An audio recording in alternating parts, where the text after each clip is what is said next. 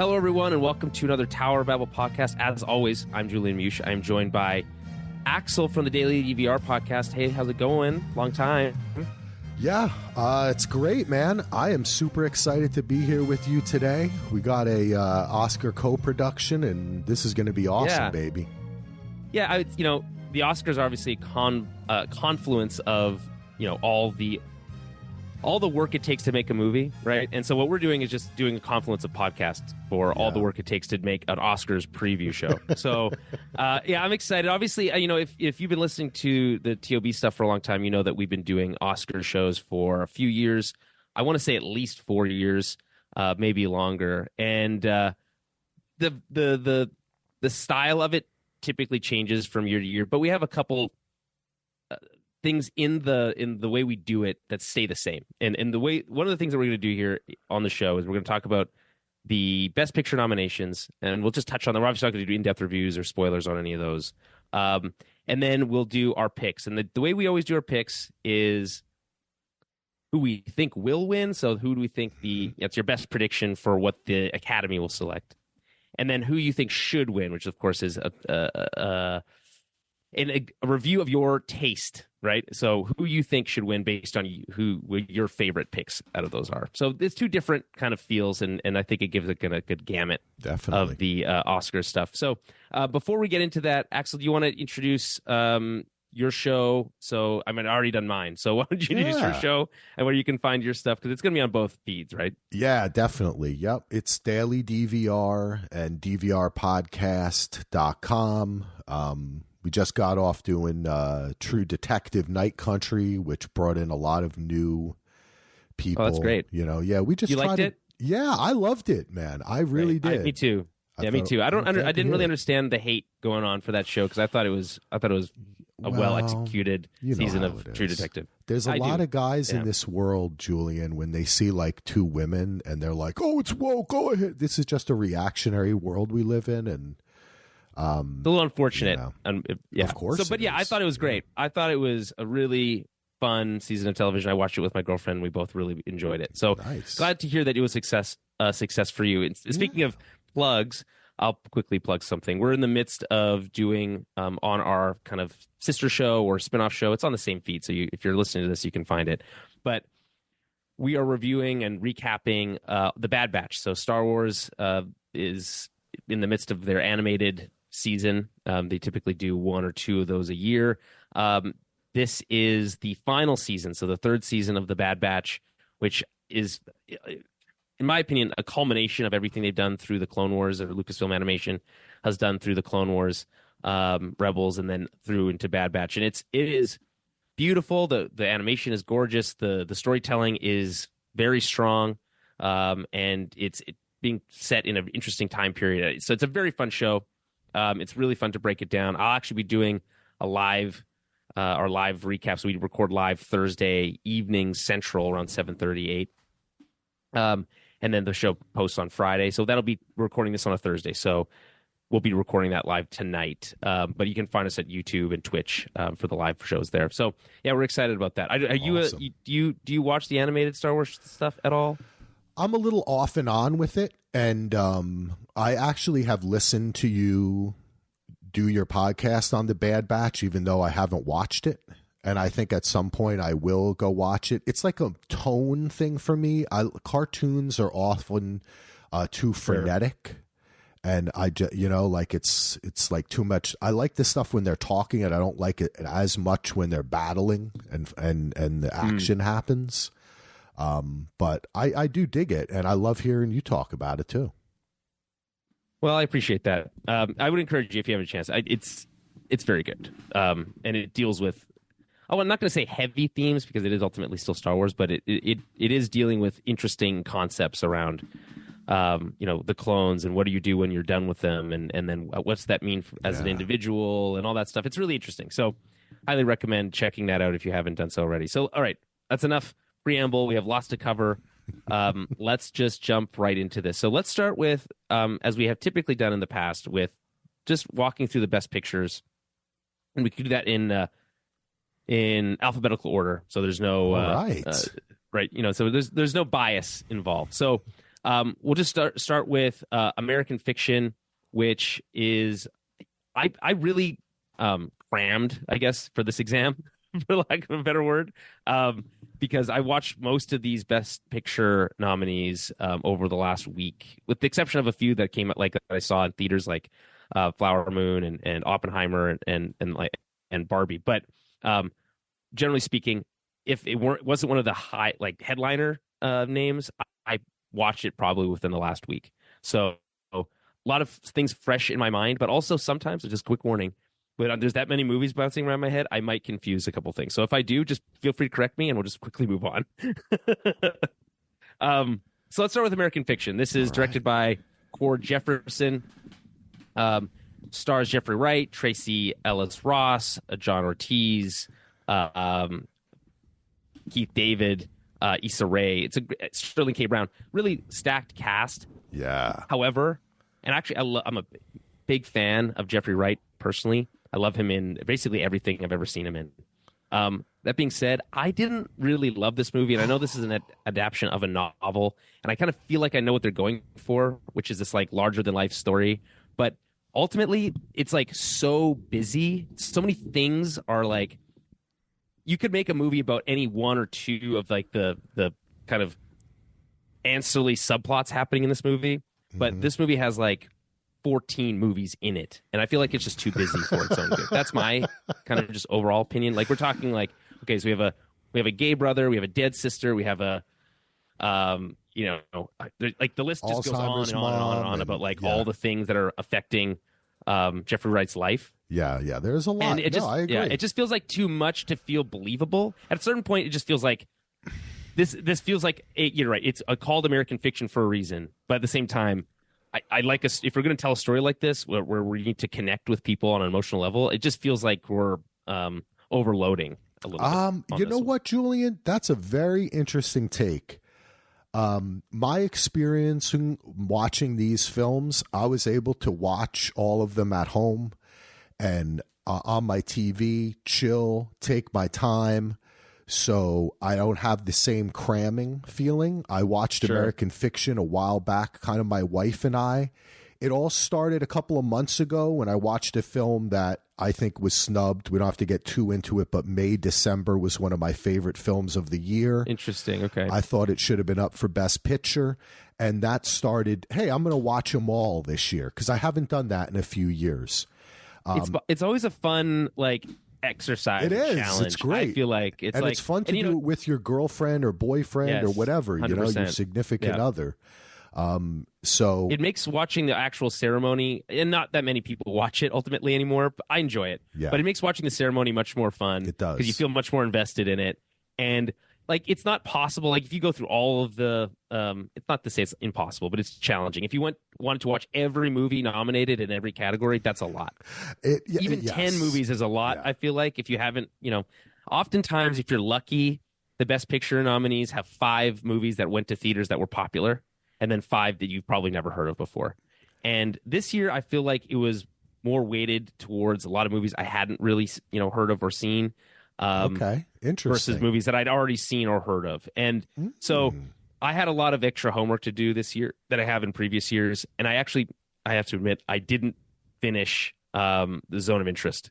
So I think we both ended up not fully completing that one. I finished it. I finished it today. Yeah. Okay. But I'll jump back into America. Yeah, we all have our journeys, and I feel like it's kind of like sports. I know you're a big Canadian football fan. I'm a big American football fan. You get more as the playoffs, you get into the playoffs, it's more interesting. Okay, hey, the Texans are going to be in the playoffs and it's week 14. I want to watch them in the regular season and see how they, so it's like you get into 100%, it. Yeah. So I agree with you. I was just able to kind of take it easy. I had the ability to watch them at home. So I just took my time, and my wife and I watched most of them together. I loved American Fiction. I was in on the vibe from the very beginning. Cord Jefferson was a writer for The Watchmen. Which was a great series that we covered. You covered it too, series. Didn't you cover it too? Yeah, we did. We did. Yeah. We did a separate spinoff show just for that. Yeah. That one season of that miniseries that only had. Good. Yeah, but it was amazing. Yeah, it was really good. So as I said, I think the talent here is yes, but no doubt. What you were talking about is very true. It moves quick and things happen, and the way Jeffrey Wright reacts to some of the amazing good things that happen to him are a bit perplexing. But overall, when it gets to the end, I don't want to spoil, but it puts for me the whole film into perspective and kind of the tone and why things happen the way they do. And it's very meta. I loved this movie. I thought Sterling K. Brown was amazing. Jeffrey Wright was amazing. I don't really have anything negative to say about it. I thought it had a lot of cool things to say. Some of it was a little muddled because, the book is actually from like the 90s or something, or the early 2000s. Yes. And so they modernized it with the kind of the way he's talking about, I don't believe in race, and the kind of things right, yeah, that people don't really say that anymore, but I feel like people did say that in the 90s, which is funny. Well, I think there are people who say that today, but yes, there are. They're different type of people, and he fits. Yes, that's true. He fits a weird category. It says a lot about America, race, politics. I mean, we're going into a presidential election, and a bunch of these movies, I think, have something to say about that. But overall, my final word on American Fiction is I really, really loved it, and I'm looking forward to what Jefferson does next because I thought it was great. Well, I'm happy to hear that. Not to say I didn't like it. I actually did, and I liked the tone that they had for the movie because it's, despite a lot of heavy subject matter, it's quite breezy. Yes, definitely easy to watch. Which makes it kind of tonally, I think, inconsistent a little bit from time to time. There's and I think intentionally, be fair, intentionally, but I just bounced off of it in that way. That's art, baby. Yeah, and again, it's obviously all subjective, which is why having an award show in and of itself is confusing. But we don't have time to get into that. It's just an excuse to talk about good art. That's the way. That's right.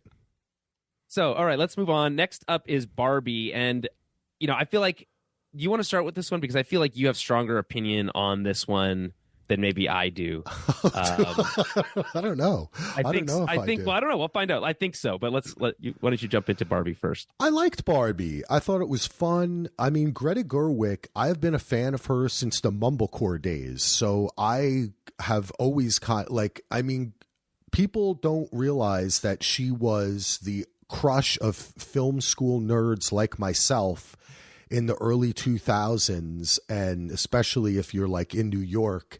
She is just so super talented, and what she was able to accomplish with this film, all the way down from the acting, production design, the way it blends music and dancing, and I thought it was really fun, but it's just not my bag. Like, I was watching it and I was just like, okay, I'll put it to you this way.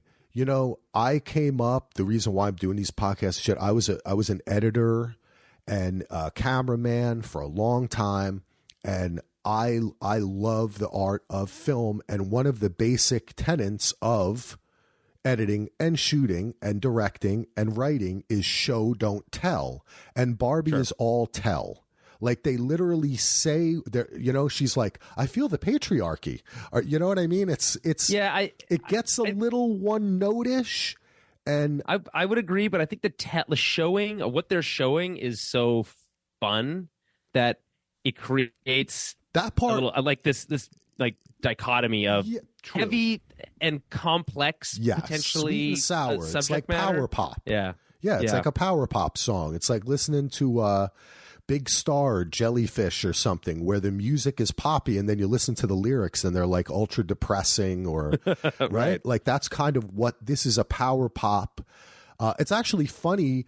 One of the guys who did the music for this is George Dracolis. I don't know if I pronounce it right, but he was the original producer of the Black Crowes, and he did a lot of power pop stuff. So he was like the team that they assembled for this movie is amazing.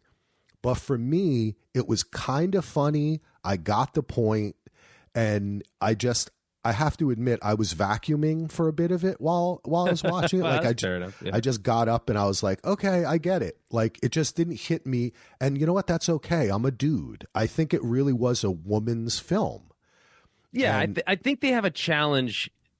I respect this movie because I think it's like it was an impossible challenge, right? Like, how do you take Barbie as a material product, right? Mm-hmm. And then have the company that sells that material product make a movie about it without it being a commercial, right? Well, by the way, it's also a commercial. So of course the challenge it is. Yeah, it's like it's not a commercial. It is a commercial. It has important things to say about. It's a huge blockbuster movie. It's totally capitalist. But it has all these competing concepts at the same time, which I think makes it, like I said, impossible, right? Yeah. But you take Greta Gerwig and you take Noah Baumbach, and you kind of mash them together and their ideas, and then you bring together this unbelievably cast that is just so charming with Margot Robbie and Ryan Gosling steals the show, which I think everyone feels bad about, which is like, it's Barbie's movie, but and kind of steals the show. But did he though? I don't know. I didn't think feel he does. Okay. I love Ryan Gosling. I think he's funny in this.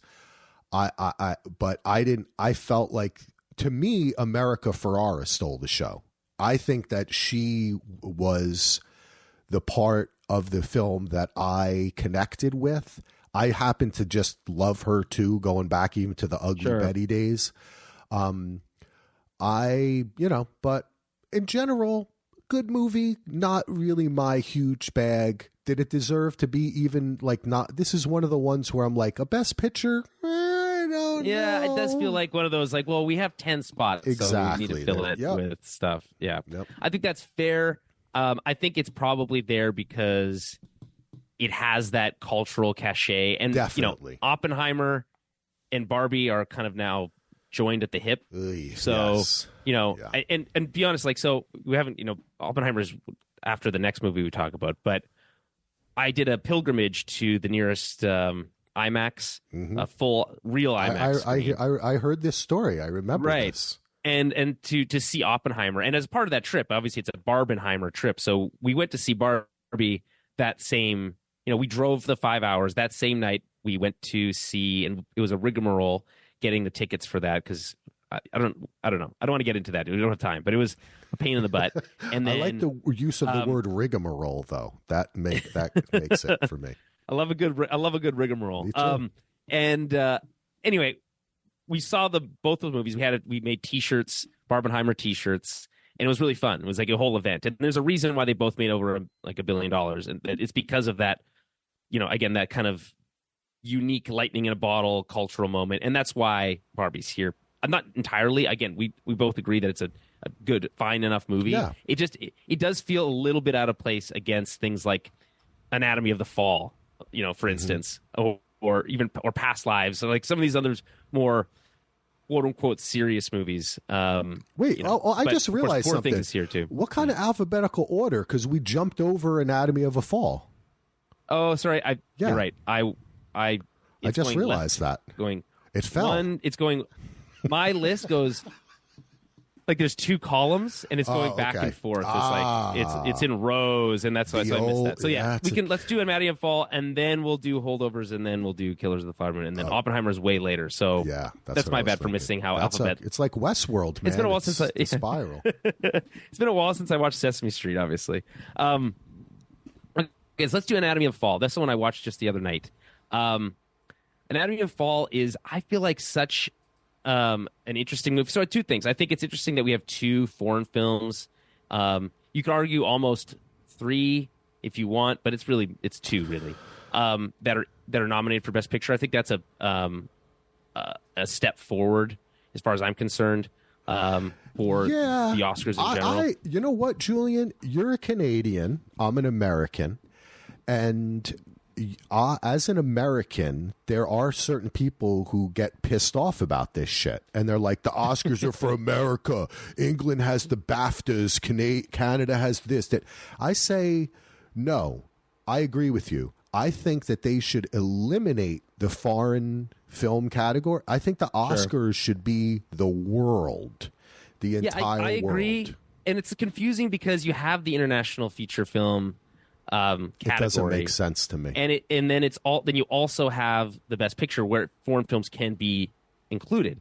So it feels like if you're nominated for best picture, but not, and that's like ultimate achievement.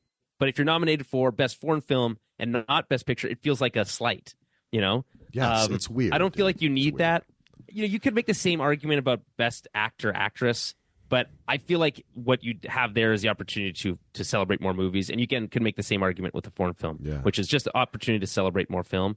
But it's not like the foreign film category gets a lot of attention. So it's weird. You know what? It's so weird, Julian, because you could have a film. If it's nominated for Best International, they're probably not going to nominate the actors and actresses. But if it makes it to Best Picture, then they might show up in the normal or regular Best Actress. But so it doesn't really make much sense. I think the Oscars in general, the Academy has been trying to move forward. I think adding new categories, fixing some categories. This is like the Emmys thing with the limited series and series, right? Yeah, comedy and drama. Like, what's The Bear? Is The Bear a comedy because it's a half? It's not a fucking comedy. Well, that's how they've. Yeah, it's not a comedy. There's funny moments, but that's like that is a drama. It is just a distinction for the sake of making a distinction, just to have more categories, right? That's what happens when you judge art, and you just try and I to feel have like fun with it. You got to be able to evolve and move with the times, because if you just feel like, well, no, this always been this way, it has to be this way forever, you will inherently just lose connection with because art's progressing all the time, so you can't pretend like the way that we talk about it is locked in stone or locked in time forever. So I think it's in their best interest to be more progressive in terms of trying to keep it relevant, and not to make it popular. I think that's different, but make it relevant with the art scene, because that's ultimately what it's for, right? That's good why distinction, care. Which I totally agree with, my friend.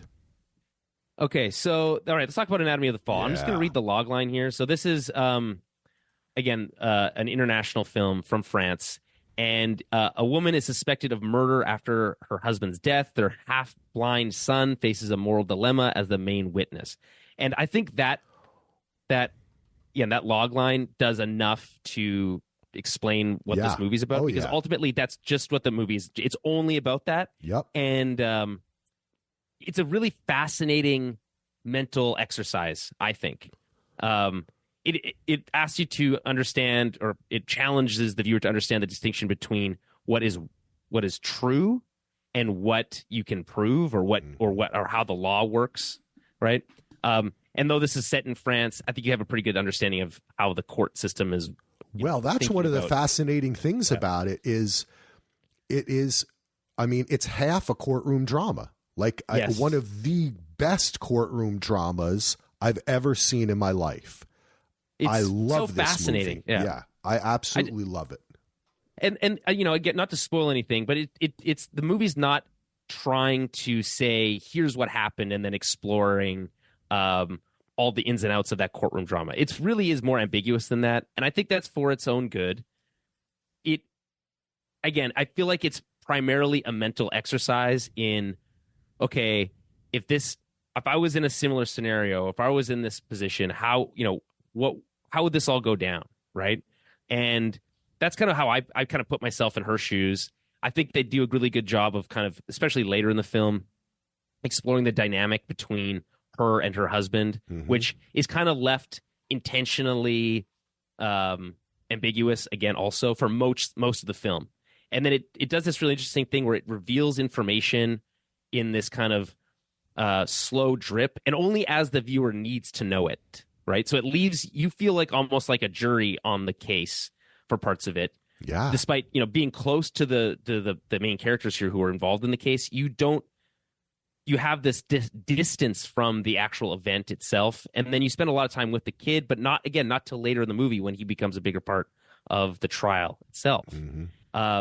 And it says that it's about this moral dilemma. I don't feel like the movie does a great job of exploring what the kid's actually thinking. I think there's one moment in particular that does that well, but the rest of the movie, I don't I don't feel like that's the case personally. Again, but I don't have kids, so I think that's a very interesting point in that this film is many different films in one, and it kind of shifts perspective, and most of the time I think your perspective is with Sandra Hüller, the star, and then it switches to her son, who I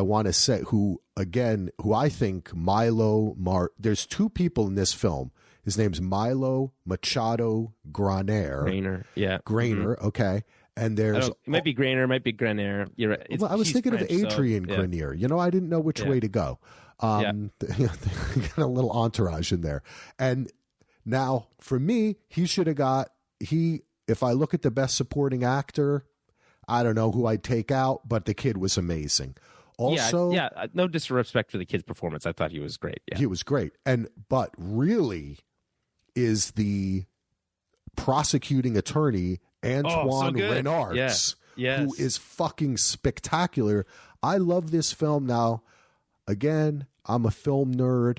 I like it when the shot holds for like 20 fucking minutes. That like gets me hard. You know what I'm saying? That's my shit. It's like you're a fly on the wall. Yes. It's a voyeuristic type of movie. Completely. Yeah. But and also having been married for many years with my wife for almost 20 years, there is a lot of marriage shit in there, and we also have one son. It was kind of fun. Like, oh shit, maybe my wife pushed me out a fucking window or something. The music and everything about this film I love. This is an adult drama. I wish that there were 50 more of these type of films made and one superhero person in a tights movie made next year. But that's not going to happen. But this is not going to happen. I would suggest if you're looking for that, I'm sure the French cinema scene has plenty of that for you. I want to do a little spoiler bubble here. BritBox. Of course. I want to do a little spoiler bubble. So for those who have not seen it, I would just skip forward a couple minutes. Yeah. There's one important question that needs to be asked of anyone who's seen it, I think. So spoilers starting now. So, Axel, do you think she killed her husband? 100% yes.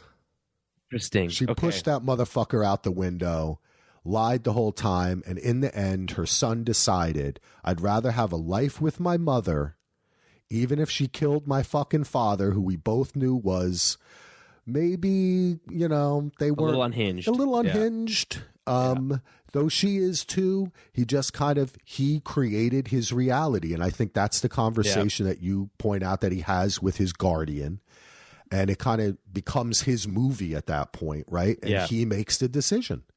And, do you think he invents that story about the dog and going to the vet and stuff? Do you think that's made up, or do you think that's a genuine memory he has?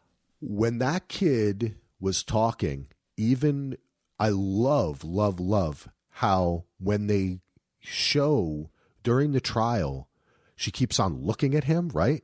And then when they show the two times where they say, he either fell out the window, he jumped out the window, they show the kid. And then they show the kid when they show her pushing him. So either way, they're showing you the kid. I don't know. I really don't know. In the end, I felt like she did it. I felt like a lot of what he was saying was made up just to create this reality in which it was okay for him to pretend that he didn't know that his mom killed his dad.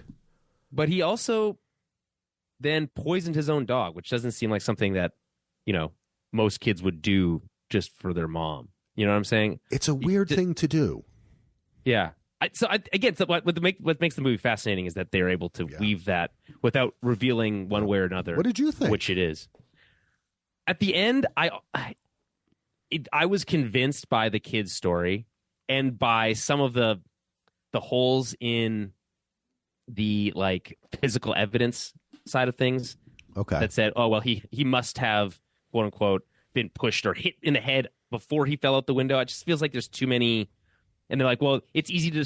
I love their excuse, by the way. It's like, well, there's no murder weapon was found or any evidence of a murder weapon. They're like, well, it's easy to dispose of one. And it's like, I guess, but that's not evidence. It's fast. The whole French court thing was fascinating because obviously half the shit they said in an American court would have been hearsay, and they would have stopped. They would have been objection.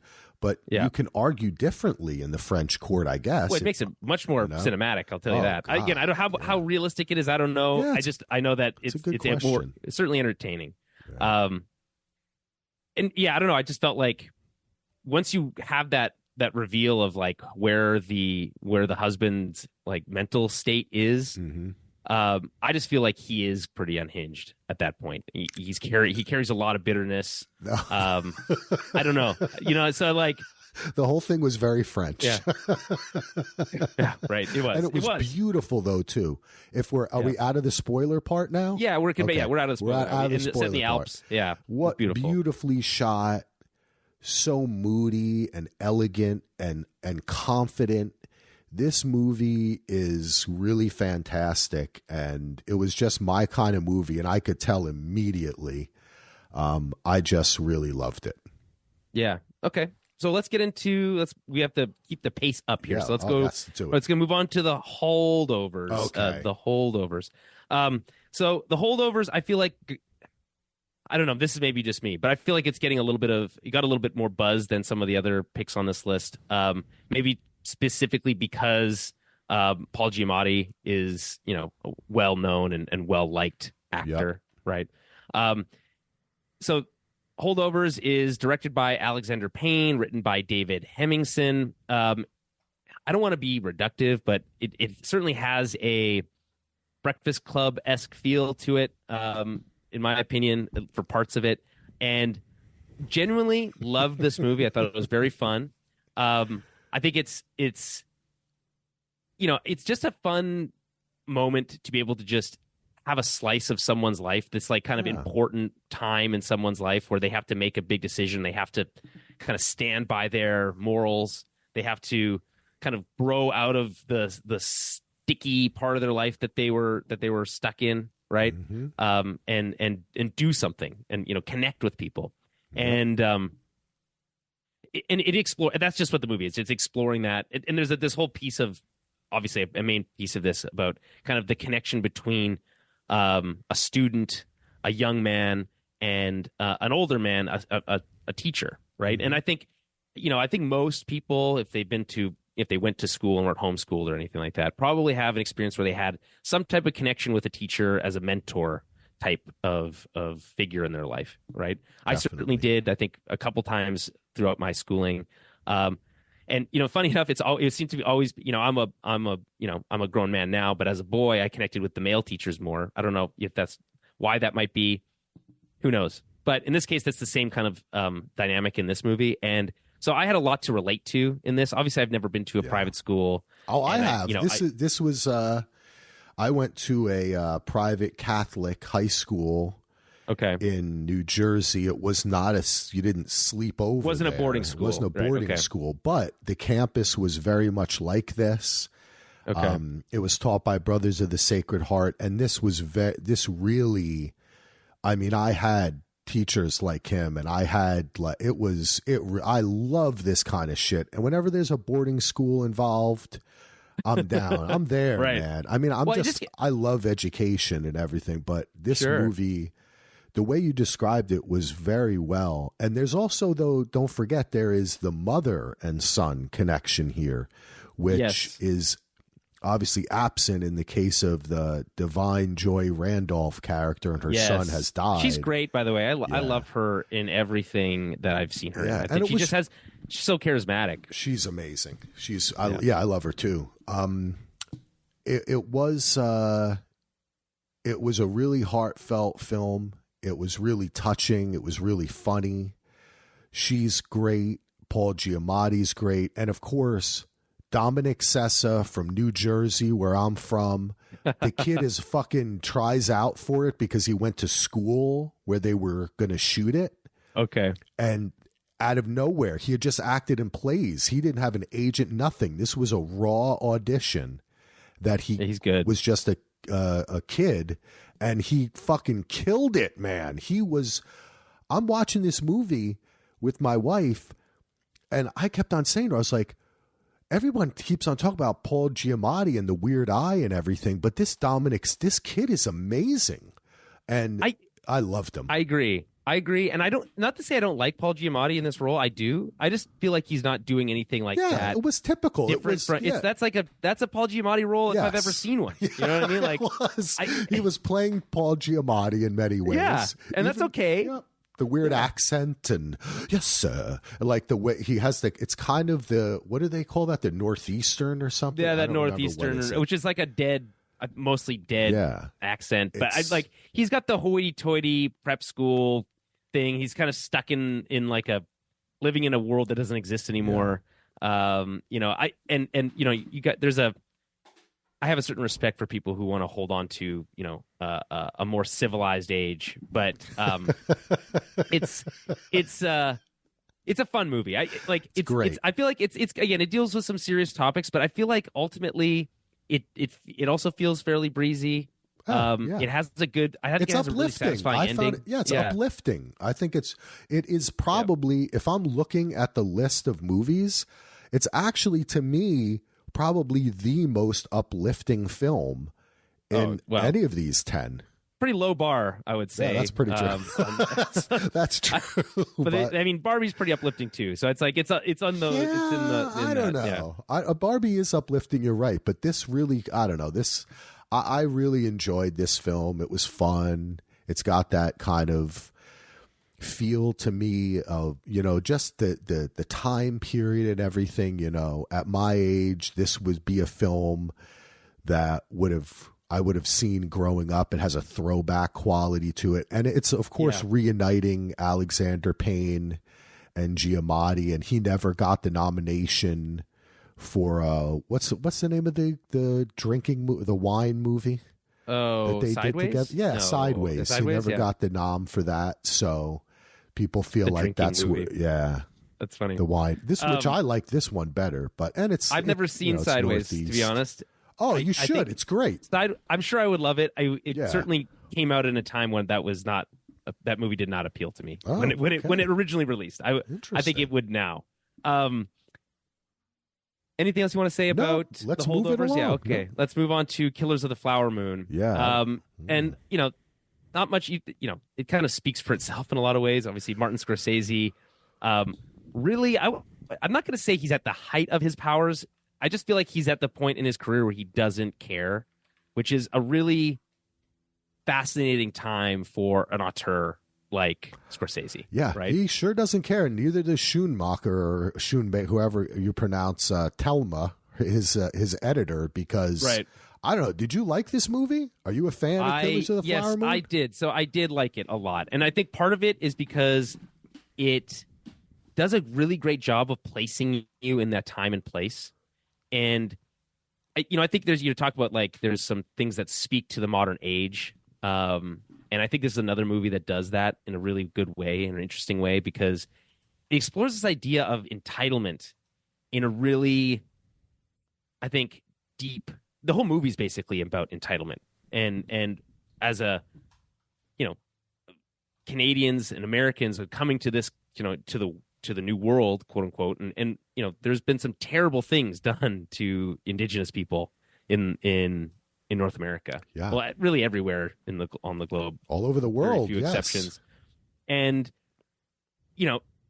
I think this movie it's not at all about that. That's certainly kind of like what it looks like from the outside, but I think it explores kind of a deeper level. It explores kind of how what happens once you're in this time of transition, right? The Indigenous at this point have kind of lost the war, as it were, right? There's no going back to how they used to live, right? So they're now trying to live with their oppressors, for lack of a better word, right? And then this warped mentality that the people in that world have for the land, for the culture, for the traditions of those for anyone people. But themselves and their profitability. They just feel like they can just distort twist themselves into whatever mental space they need to be in to justify whatever they want. Mm-hmm. And, I think, there's obviously Robert De Niro is doing a pretty traditional Robert De Niro role, but he's so much scarier in this to me because I think he truly believes the things that he's saying. I think his character is.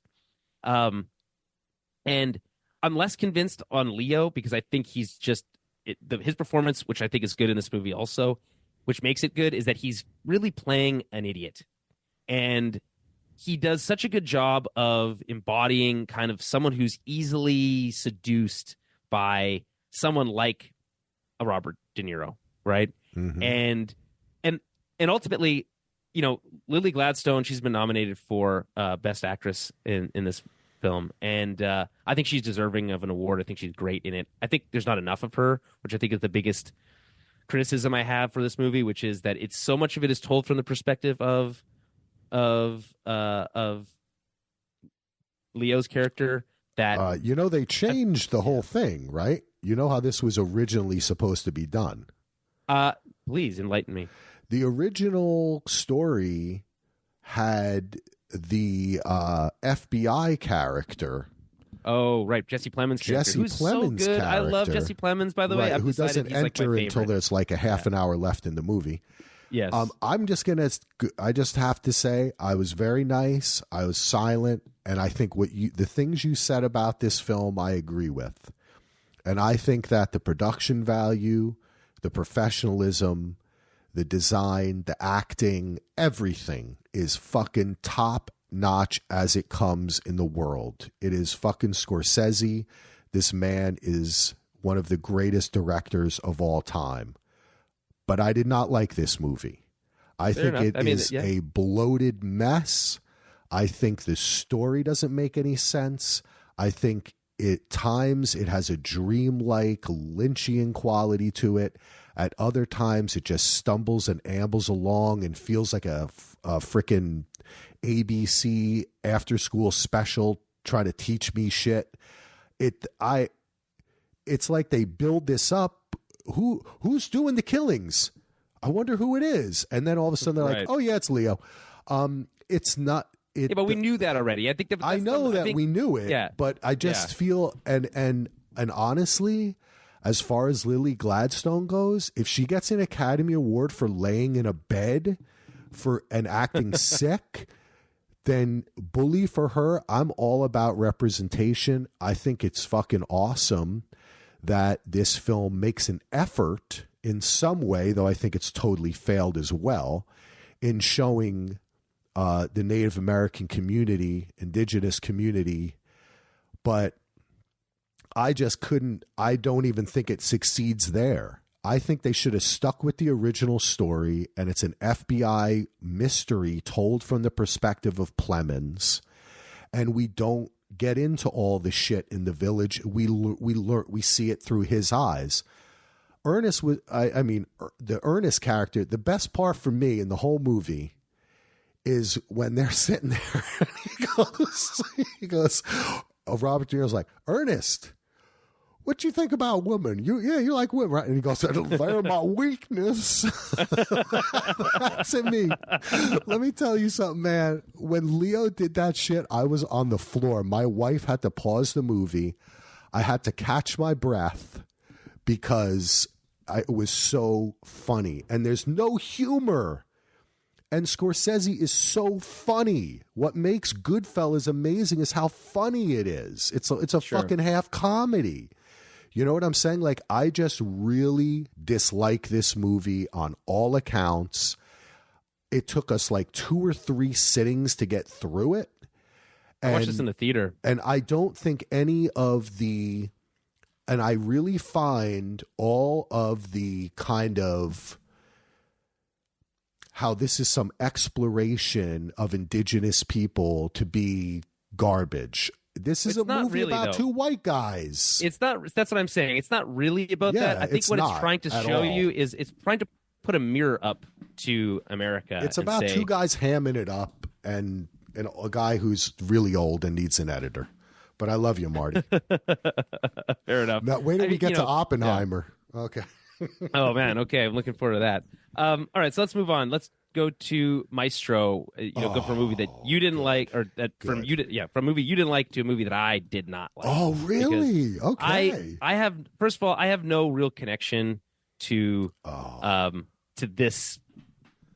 I just feel like I'm so over the musical biopic. I get this it. is just another musical biopic, and Yep. from with a main character that I have no connection to really at all, and then the movie spends a lot of time with his wife, played by Carey Mulligan, and she's great, but I just felt so disconnected from this, and I don't want to listen. I've been thinking about this a lot. I like Bradley Cooper as an actor. I feel like he's trying way too hard. I think it comes across in the movies he's making. I can feel that's the rap acting, on him, Julian. Right? You're not alone. That's like literally that's the rap on this guy. That's like him and Lady Gaga do a movie together, and it's like the two biggest tryhards in the history of the world. To get, I couldn't even get through 15 minutes of that movie, though I loved Maestro. I love this movie. Okay. Well, you tell me why, because again, I just felt like I loved it. First of all, I like the old age makeup. I thought that was very well executed. They even had pores on his nose. It was great makeup. Yeah. But other than that, I just and I actually I love classical music. But there's not enough of it in this movie for my liking. And then I just don't. The movie jumps through time so quickly that it's I'm like, how am I supposed? Like, I have no connection to this man's life. Coming into this movie, so I don't know. Like, why should I care about any of this stuff? I agree with you, and I think also this is a bit of a mess. This movie, because, in my opinion, they should, if they had just kept the two scenes. Well, the scene when they first meet.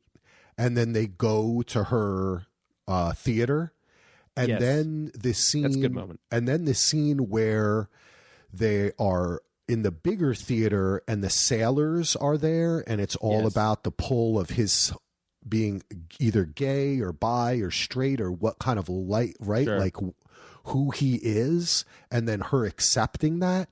The movie should have just ended there. I really kind of feel like, honestly. Well, again, I don't know what the movie's trying to say. I feel like it's a bit. It just wants to show you everything that's going on, or at least concentrate on these couple kind of core concepts. And again, this concept around him being like this kind of loves everyone, loves everything, free omnisexual, spirit, right? And that's fine. And we're talking about Leonard Bernstein, by the way, which I have no real connection to. I do. I see. I mean, I'm from New Jersey. Right. Obviously, a lot of this was in New York. I think there's a connection there. I liked the Jewish stuff in it. I liked when they were just all hanging out and singing. As soon as you said Maestro, I did a little jazz hands, a little movement with my shoulders. I'm an old dancer. That's how actually I started when I was a kid. My mom put me in dance class with my sister after school, and then I did acting class. That's how I started making little movies when I was a kid. And I really, it's usually not my type of movie, but for some reason, all the little, the way this was shot, the cinematography, the little homages that they play and the way they move the camera to and from the person, like the figure becomes centered. It just, I really thought that there was a lot of great stuff, but I see where you're coming from. It wasn't my favorite movie. He is a try-hard, but his smile is like infectious. Like you can't, sure. You just see it in your mind right now, don't you? Where he's like, "Hey, so he's got that cigarette in his hand like all the time, which is like a fun affectation he's got." And, but I don't think this. I ain't picking this for much, but it was fun, so we can. Move on. And not to spoil our selections for later, but I don't think Netflix is getting their Best Picture win this year. No, not based on this, unfortunately. Sorry. All right, so let's move on to the next one is Oppenheimer. Yeah. The belle of the ball, we'll call them.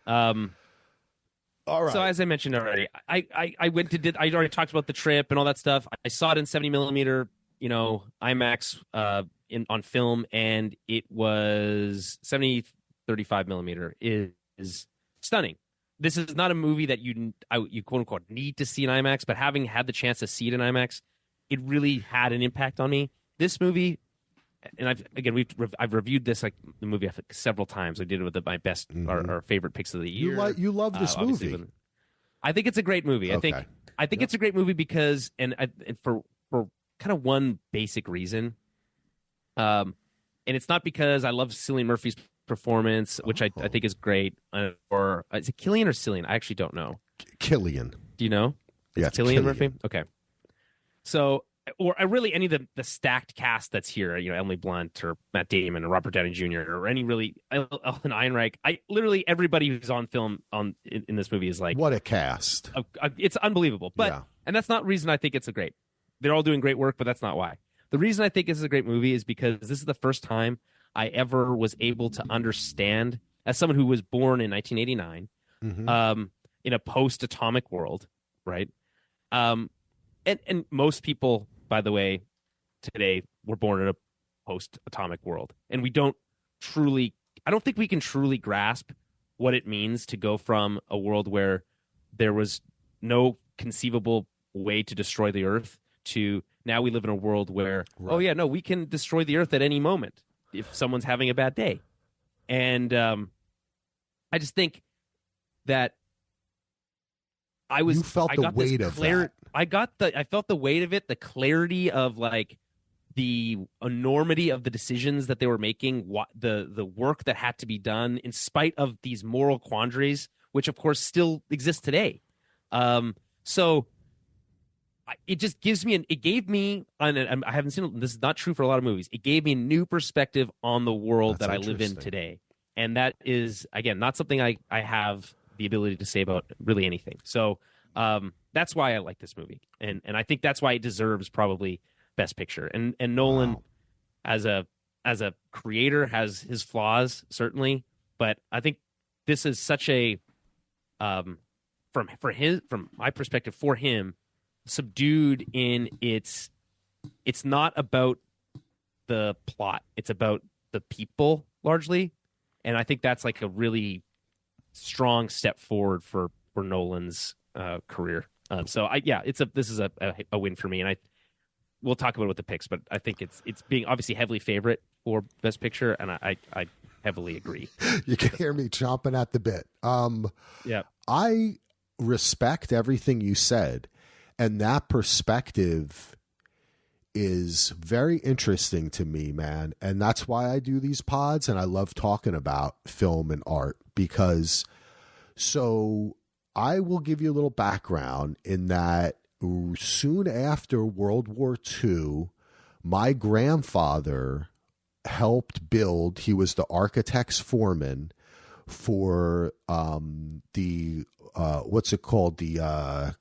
Firestone Library at Princeton, okay?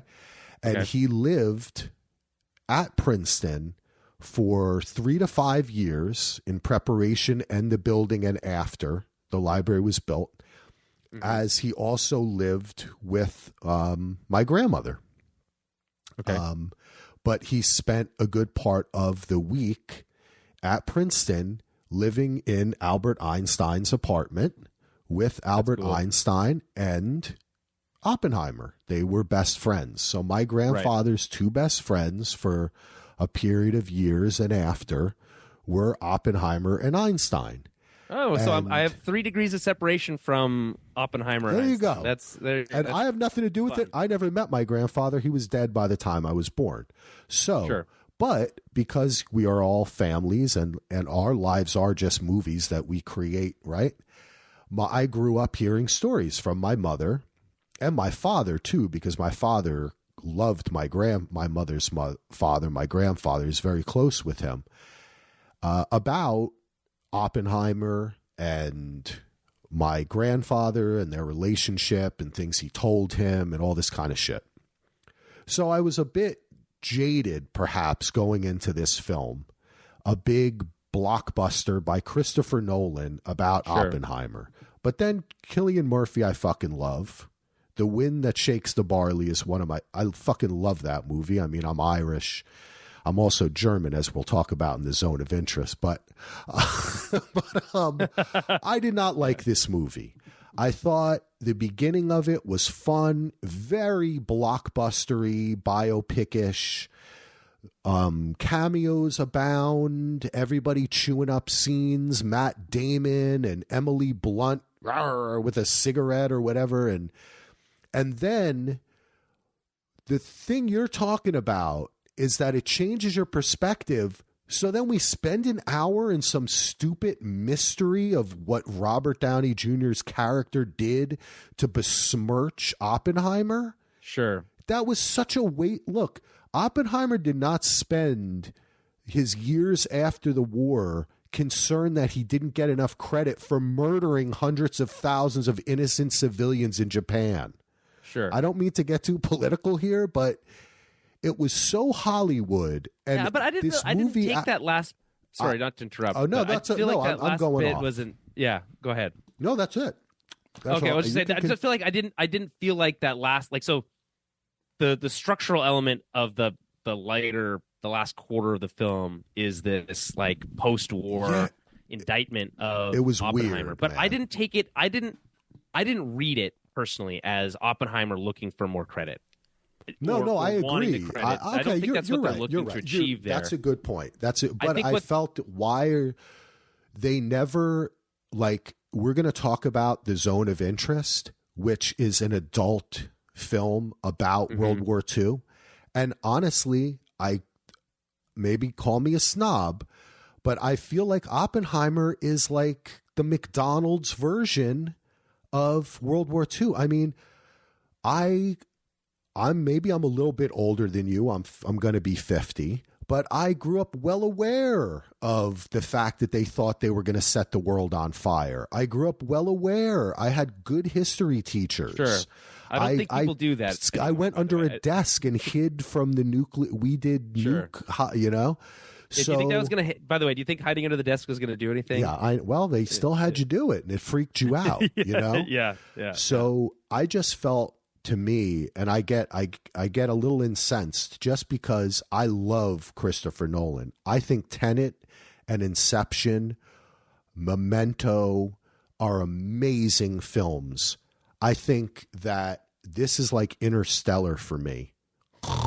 Snooze fest, and I felt no connection to any of the human beings in this movie except for Cillian Murphy, who did an admirable job of sucking life out of this movie into himself to create this character. But I think Christopher Nolan should definitely go back, do a James Bond movie, do something fun. Like, I just don't think this man. He's been doing the rounds, hey, and he's saying it sounds like he might be doing. He's not Kubrick, man. He can't get that's just who I feel about him. I don't think he can get the humanity. He gets some good performances by casting well, but it's like Interstellar. Oh my God, Matthew McConaughey is so bad in that movie is really bad. It's been a long time since I've seen it, but I liked it when I saw it, and the score does a lot of heavy lifting in that movie. But the effects are cool, and I think the science garble is cool, but I don't know. I have strong opinions about Oppenheimer. I hope it wins nothing. I think you're going to be disappointed if that's what you. Oh, I know I'm going to be disappointed. But, I guess for one thing I'd push back on is I don't think this is a World War II movie. It's set in that era, but it's not about the war. That's the problem that I have. They bomb and they kill all these people. They use the bomb and they don't show it. They never talk about it. They don't even talk about all the people they killed. It's why it's called Oppenheimer. It's not called the bomb. Well, that's what he's known for. Hey, let me tell you, there's a band that I grew up loving called Deacon Blue, and they have a song called I think it's called "He Looks Like Spencer Tracy," and it's a song about Oppenheimer. And I tell people I'm not going to sing the song, but go out and find this song and listen to this song. And then contrast that with Oppenheimer, the movie. This had the opportunity to be a meditation on genocide itself in many different forms, but instead, to me, it really was popcorn. I feel this movie was popcorn. Fair enough. I mean, I think for me, it's not to say that it's not interested in that, but I think what's to say is that I think Oppenheimer as a person was only partially interested in that. And I think based on this, again, on the rendition of this film. I don't know if that's true. And obviously you weigh that. Everyone in the movie weighs the concept of what they're doing, but they discuss it early on. It's like, you know, the math is already done, right? It's the if we don't do it, the Nazis will. Let me ask you a question. Do they properly explain in the whole film why they dropped the bomb? Why did America drop the bomb on Japan? The way that the movie describes it is they will never understand it until it's used. That was the conceit. What is your understanding, Julian, as a adult human with who's a smart dude? Why did America drop the bomb on Japan? Oh man, I don't. Why do you think they dropped the bomb on Japan? Ultimately, it's like to end the war. Everyone involved in this has different thoughts on this, right? And they dropped 2, which is an important distinction. Also, yes, Hiroshima and Nagasaki. Yeah, and so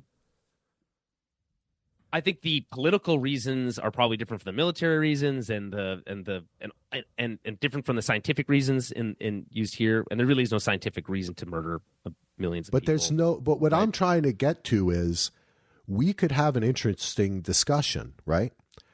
The Japanese refused to surrender unless we recognized the emperor. The Americans felt that if the emperor continued to be recognized, the Japanese people would never truly surrender, and we'd have a bunch of kamikaze. We'd have to try to take over the country. We would lose maybe hundreds of thousands of our soldiers trying to do that. All this kind of stuff, right? Then there's conflicting messages that that's not true. That the Japanese were just trying to signal that they didn't want the emperor to be disrespected, but that they knew they had to surrender, right? There's all these, but that's never even brought up in the movie. You're right. But again, I think intentionally so, because I don't think that that's what the movie's interested in. I can accept that, but for me, I felt like, again, this was not, to me, a serious adult examination of this character or what happened. And the stuff with the nude girl and all that, I don't know. Christopher, maybe he's just getting old. He's like, I need to see a young naked girl today, Martha, you know? Yeah, I mean, again, the movie spends a lot of time with the psyche of Oppenheimer and his kind of proclivities, and I think that's what they're exploring. And it doesn't go anywhere. You can make a strong argument. You can make a strong argument that the movie didn't need that.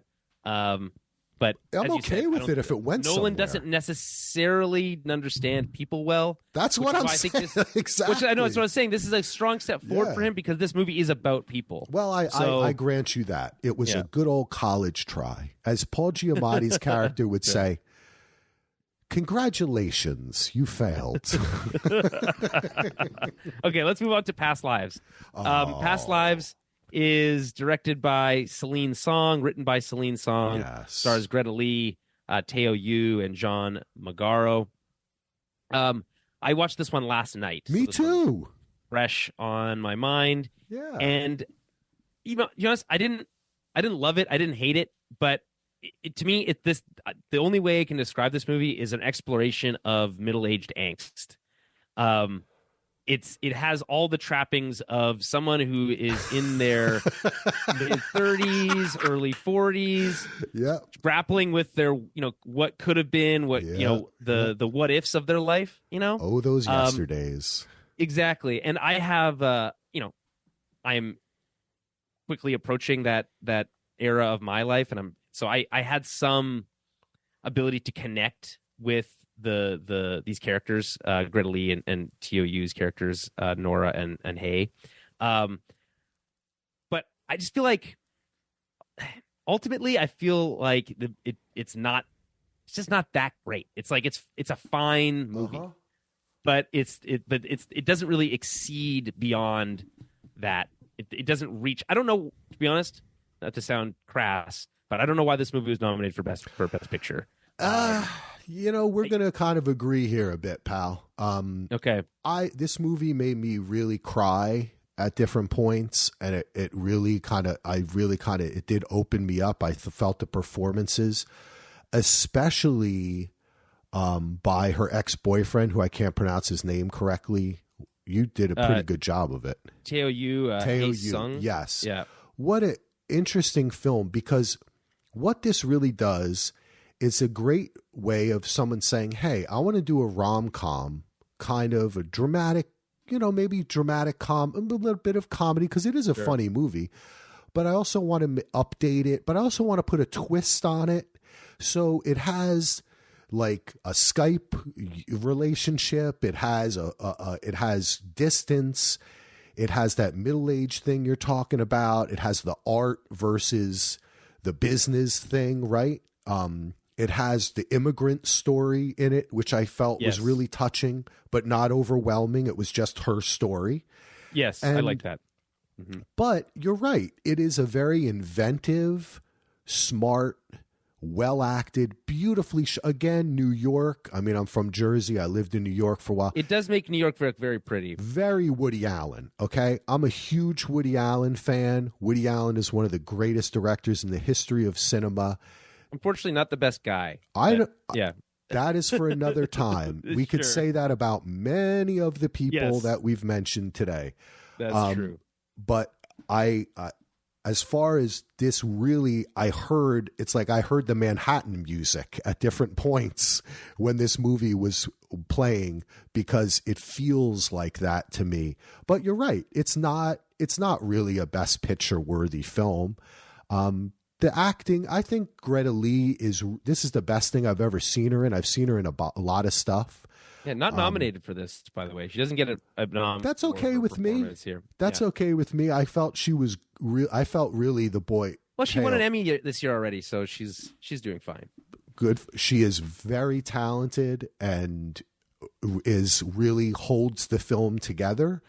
Mm-hmm. But yeah, just a really sweet movie, and you're right. This is the kind of movie that broke up a lot of people. Like they said, hey, let's watch a movie tonight. And then they watch this movie, and then like 15 minutes later, the dude or the girl was like Facebooking her ex-boy, no, this is, and as a 50-year-old, there's a part in the movie because it goes from when they're 12, 24, and 36. Yes. And when they're 36, they look at each other and they go, we were kids when we were 24, but it's serious now. And I'm looking at him going, no, it's not. You don't even have kids. You know what I'm saying? That's like, funny. It's, I get but I think it's called Past Lives for a reason, right? Yes, it's this reflection that part on of it was great, and the Buddhist stuff I love. Yeah. Beautiful movie, but not. You're right about that. Glad it made it, because it's bringing it to other people. And as far as the kind of representation goes in it, being a film that's mostly in Korean but in New York, I felt they expertly made it a movie about people. And the fact that she was Korean was her story. It was crucial to her character and to the dynamic of the relationship. But it was not. This was a perfect example of how to show, don't tell, when it comes to inclusive storytelling, which is something that Hollywood television often gets wrong. Yeah, I agree. I don't have, like I said, I don't have a lot bad to say. I just feel like I didn't leave this movie, wowed. It touched me, and that's fine. It touched me. And you know what? I'm glad it did for you. It didn't for me. What I found most interesting, well, not maybe most interesting, but it jumps out at me right now, is, the perspective of the husband, John Magaro's character Arthur. And like how he's framed as, like, most times, if this was a movie, I always think it's funny when in a movie they say if this was a movie, but if this is a movie, everyone would look at me as the villain, getting in the way of, destiny or whatever. Yeah. But I just feel like the movie was mature enough to be like, well, that's not, he's we want to believe that character is smarter than that, or we want to be able to at least show that the character's smarter than that, and more emotionally intelligent than that. Good job. To be just like a stick in the mud. So I think he doesn't have much to do in the movie, and I think the way it opens is really funny. They're like, Yeah, the way it opens is great. I'm sorry to interrupt, but because I found this to be one of the most fascinating things, because at one point I was a little annoyed at this film because I said to myself, okay, you spend an hour or more developing the relationship between these two sweethearts. Right. We introduce ourselves to her husband. Of course, we're going to want the sweethearts to get together, but they didn't do that. And then we get to know him, and I liked him just as much. And then they like each other. Yes, and they're such a that's cute couple. What I thought was really beautiful about the film. It didn't need to have. There was no heavy in this movie. Well, I love it because it opens the door to say, "Hey, you're not going to like this guy," but then says, "No. We actually, you're going to end up liking him, and that's going to make you. It's going to make you think about your own preconceived notions, which is, I think, when that's a smart script." I often tell my son a story. When I was in college, I was in love with this girl. I mean, man, I was in love with her, and my best friend was kind of in love with her too, but didn't really tell me, you know what I'm saying? But I could tell, but we were both in love with her. And then I professed my love to her, and she said, actually, I'm like super in love with your best friend. Oh, that's sad. I said, hold on a second. And I went back to our room, because he was my roommate at the time, and I said, dude, she likes you. Come with me. And I got them together, and then I was friends with them, and I never got upset about it. And this kind of reminded, because I really loved him. And I said, gosh, if she really likes him, that's great. Yeah. I like him too. Who are you to stand in the way? Right? Yeah. Sure. I'm happy for the both of them. And I felt that this film had a little bit of that, but also, spoiler alert, by the end of it, if I was the husband, I'd be a little bit like, you know what? For the next month, I get to do whatever the fuck I want. Well, I think so. She does. So the last line of dialogue in this movie, it's not really a spoiler, but the last line of dialogue is sorry. She says sorry to him. And I think there's an element of she feels like she was emotionally cheating on him. That's about her growth. Period. She had to leave that behind, right? Yes. And that's part of the past lives thing, right? So she had to accept that. So I thought it was very beautiful. But let's talk about Poor Things. Yes. Another movie I watched last night. I did a double feature yesterday. Oh, my God. And Poor Things is a very odd movie, but I thought it was hilarious. I loved it. I thought it was so funny. I think it's ultimately, I think the message of the movie is pretty simple and pretty immature, in my opinion. It's very, not to say it's naive, because I think they explore this idea between naivete and and cynicism and all that stuff in the movie. But I just feel like the perspective of the movie is if you just look at the world through fresh eyes, you'll see it from a different perspective, and maybe be able to see the good in things that maybe people who have been living in the world for a long time maybe can't see anymore. That's, I feel like, is kind of the main thrust of the movie. And then to get there, we get to spend a lot of time with, obviously, Emma Stone's she does everything in this movie. She's doing a little bit of everything. And I think at some points, I think it's great. Other times, I think it's a bit much. And I think that's probably the point. But it's kind of like, what if Noah Baumbach did... I don't know, sorry, not Noah Baumbach. Yorgos Lanthimos. Different fun to say director's name. Yorgos Lanthimos did a Wes Anderson-esque movie, but much more mature. And... but again, explicit, because I think Wes Anderson's pretty because mature. Again, not mature, right? Exactly. Yeah. I would say again that because I started by saying it was an immature idea, and so I think this is explicit.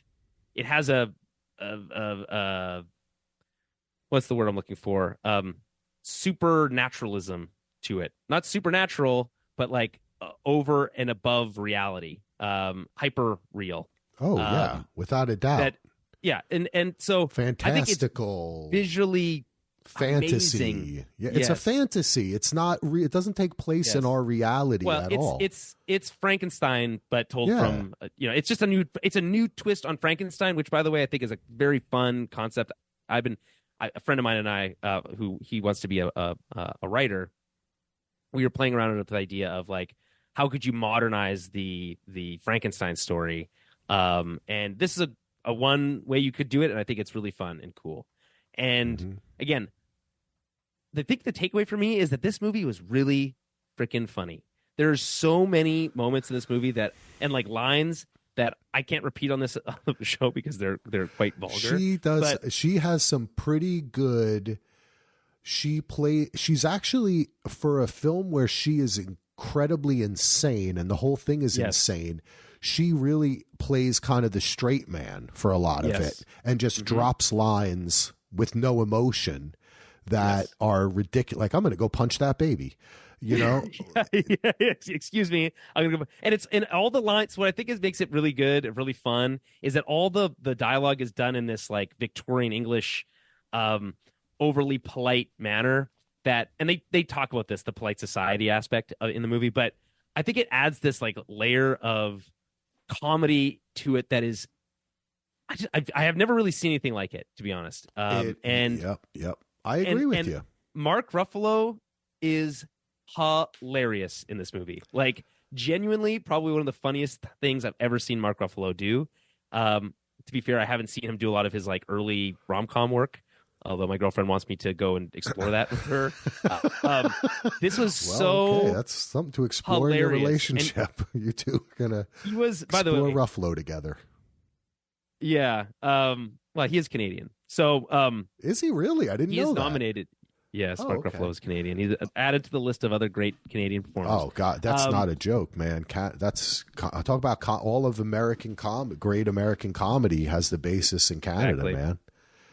And so Mark Ruffalo is nominated for Best Supporting Actor. I don't think he has a chance in hell of winning that, but I just thought he was so. There's one particular line after he kidnaps her that I think so. He's just like, I'll paraphrase it because again, the actual line I can't say really, but he basically says, "It's just a joke.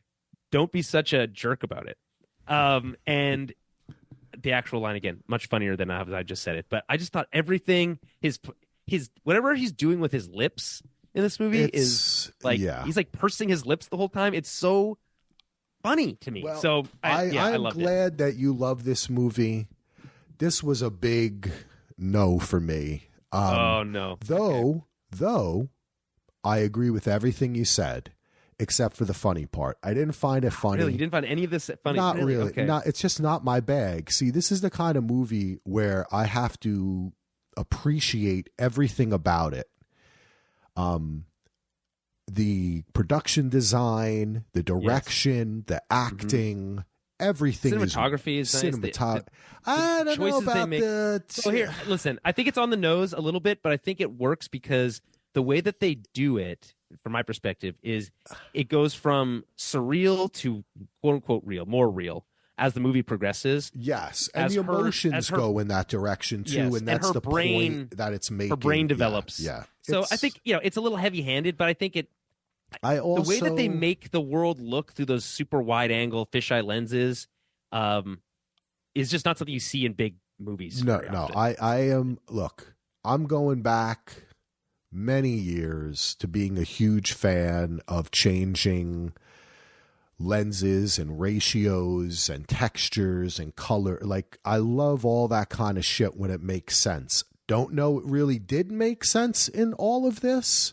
I've heard people say, oh, that fisheye is her perspective. There's a lot of points where she's not in it, and they have that. So I guess it is a little muddled. I agree with that. It's very muddled to me. And this film, like it portrays, is incredibly masturbatory to me.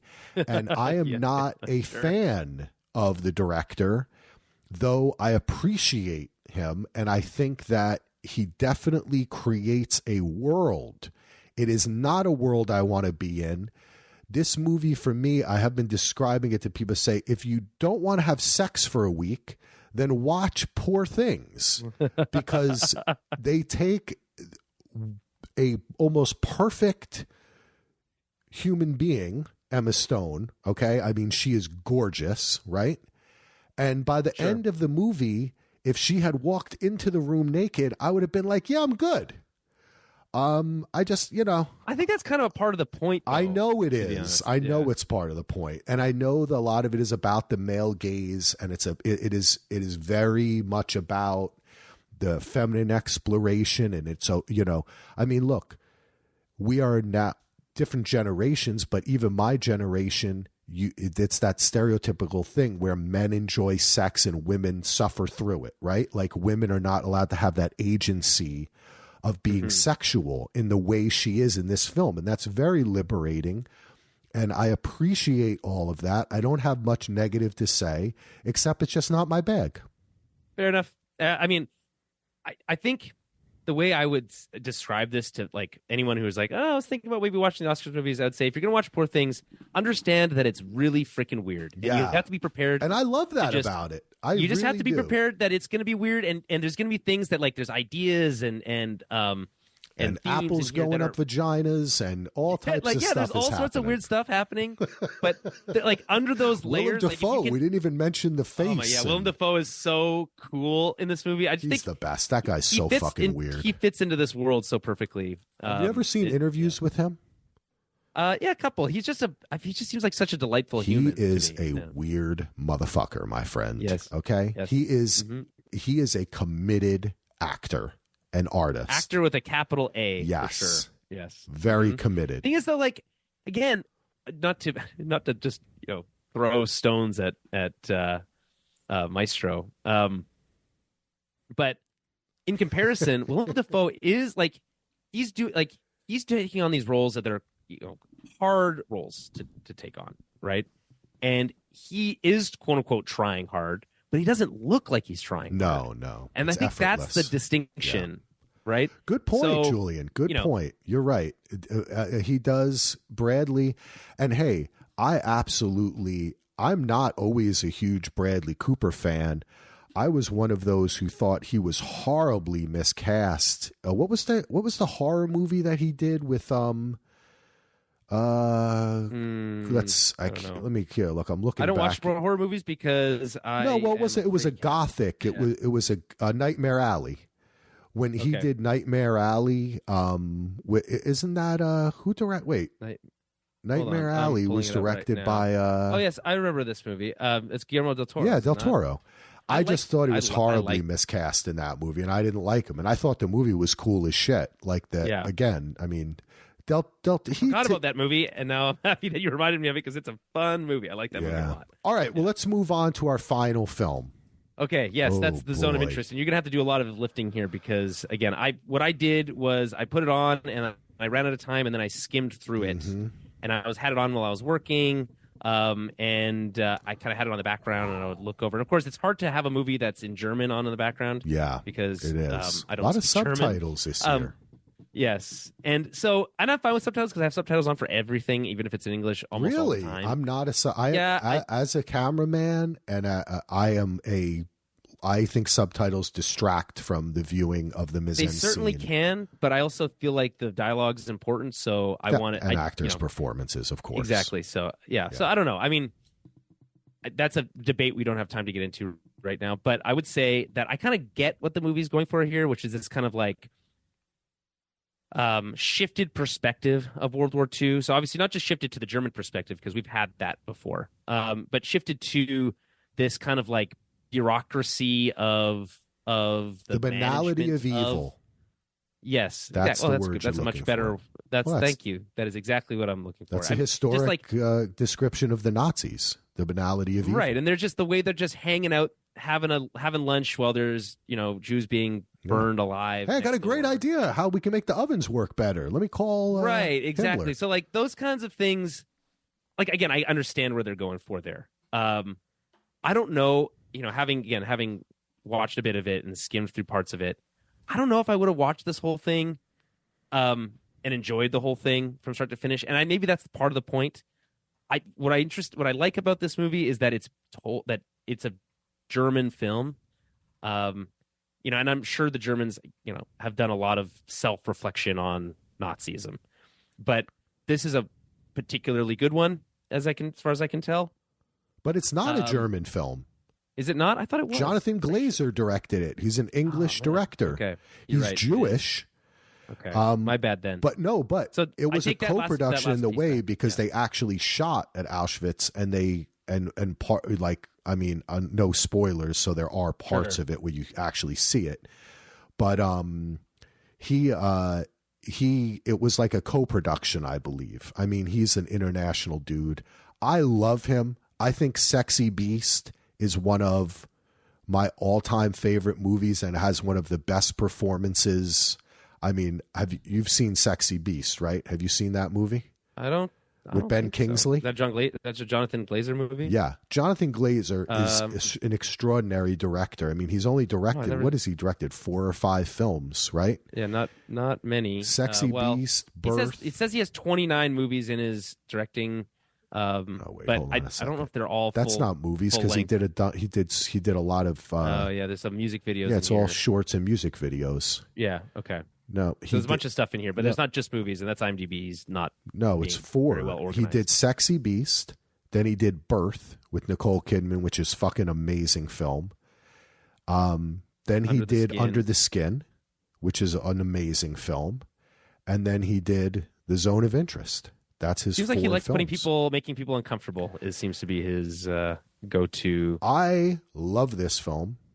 I think it is all about the sound. You have to kind of sometimes. I watch everything with headphones. I think that's the best way to watch stuff. I listen to it with my stereo system, my surround sound system. Is that good enough? I mean, I think that's good, but I particularly like headphones better. You're gonna have to give me a recommendation for the headphones because I would like a set of. I do plug in my headphones into my stereo and listen when at late at night and stuff like that. I have a long wire. Yeah, it depends. I'm not really into bass. Like I think that's like destroyed the music industry in itself too, bass, but bring the bass. Anyway, there's some strong bass in Poor Things. In the score for that movie. Yeah. There's some strong bass in there. Obviously this is a film about the director, the guy who's running Auschwitz, and then he gets moved to somewhere else, and his beautiful wife, played by the same woman who stars in Anatomy of a Fall. What's her name? Sandra Hüller, right? Yeah, that's funny because I was like, she looks familiar, but I hadn't. She's in two of 2 great films this year. She's like and nominated for Best Actress. Yeah, she's like, we don't want to go with you. We want to stay here, right next to the concentration camp. Now, I don't want to get into. I think this is a film well worth watching. I think it's brilliant. I think, unlike Oppenheimer, it is a deep and disturbing examination of the banality of evil. There are scenes where the Nazis are just sitting around talking. There's been a couple of films that have gone that route, right? The German efficiency. And how also, of course, how towards the end, this film starts in 1943. We know the war ends in 1945. I think, what did Hitler kill himself in April of 1945 or something? I don't remember. But during this time period, this is when the Nazis, they knew what was going on, that they were losing, and they were ramping up the execution of the Jews. They killed, I think it's something like 60% were killed over like a 3-year period. It's absolutely ridiculous and horrible. And the reason why is shown in this film as well, where they were, with German-like efficiency, figured out the best way to murder human beings in the quickest way possible and how to dispose of their bodies, right? Like this was... Yeah, it's very off-putting. And it's not a film I ever need to watch again. It's brilliantly shot. And talk about just sitting the camera somewhere and letting it happen inside the frame instead of creating it with camera movement. Oh man, Glazer's a pro. This is you don't make a higher production film than this in the world.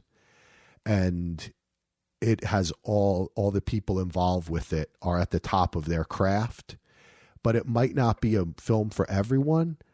I have a sneaking suspicion, since we're at the end and we're going into our predictions, it might surprise you, but I think this film has a good chance of winning Best Picture. Oh, interesting. Okay. Well, I guess we shall see. Speaking of which, let's get into that, because again, I don't have really much else to add for Zone of Interest. Do you want to mention quickly any snubs that you feel like deserve to be in there that didn't make it? No, I mentioned the two guys, Dominic Sessa, Antoine Renarts, and there was one film that was not nominated for Best Picture or really nominated for anything this year that I thought was, I thought it was better than Past Lives, Oppenheimer, Barbie.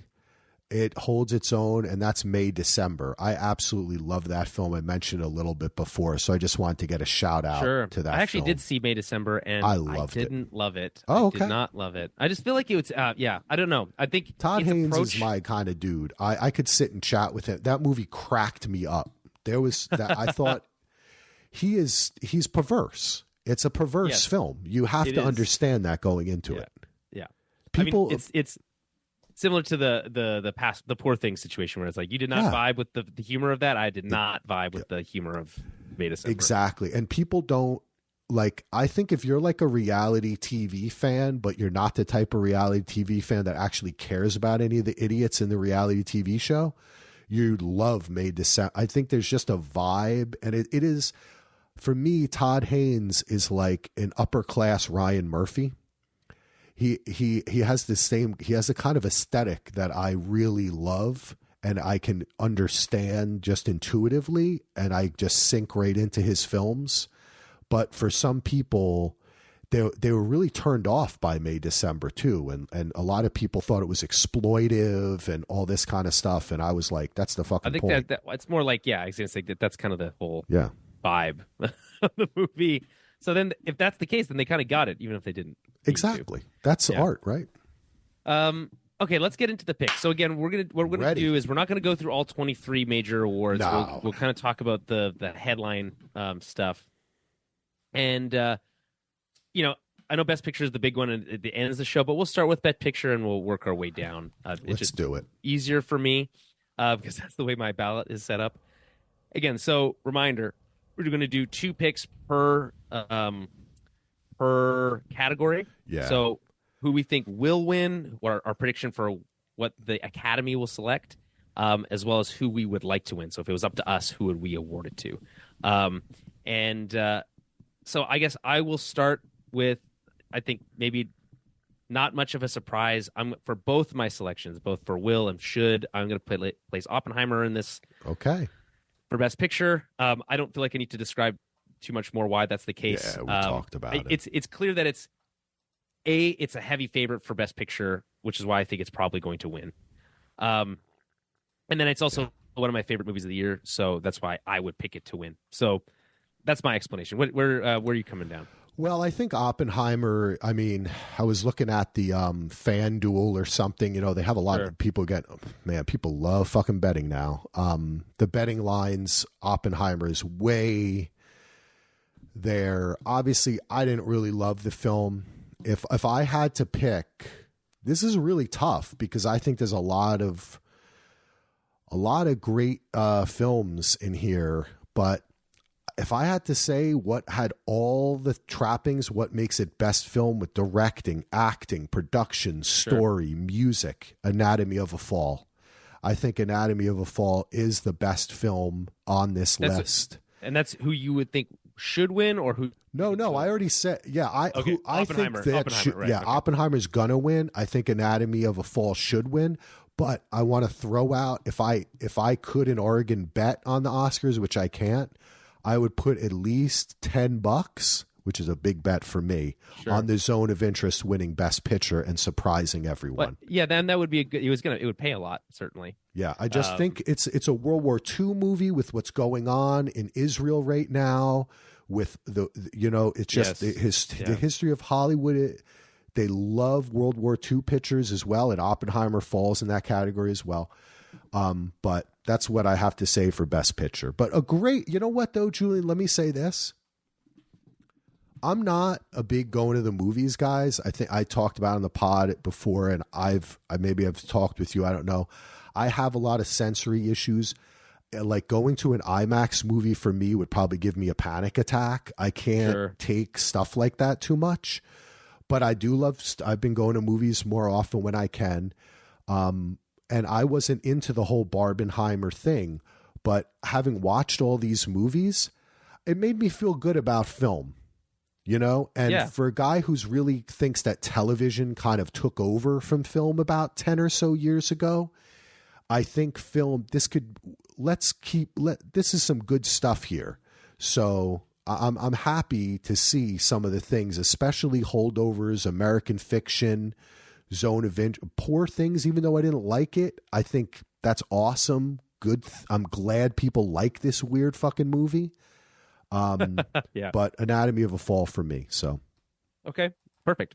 Let's move on. Best Director. So for me, I think it's pretty clear who I think the front runner is for who will win, which I think is Christopher Nolan. Agreed.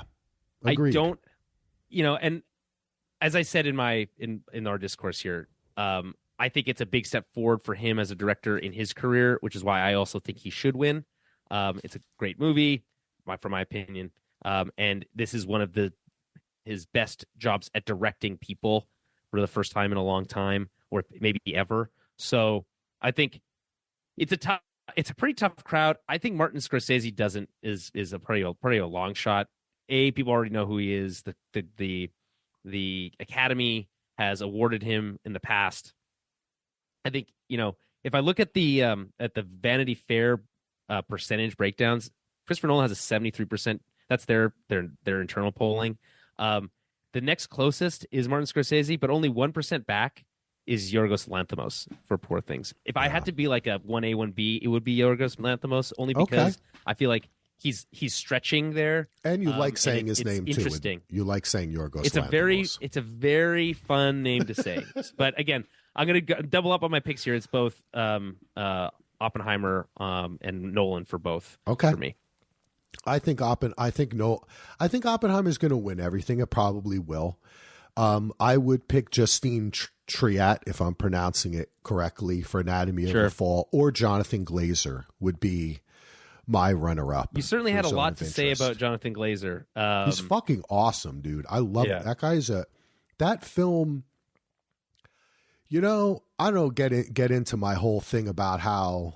But I'm changing your pick to Jonathan Glazer if you're going to react like that. No, I really that movie is so well directed, and it's so, he just really was so delicate with it. And I've read some interviews with him about his experience, and he wanted to stop. He was just like, this is too dark. I can't. And there's parts of the movie.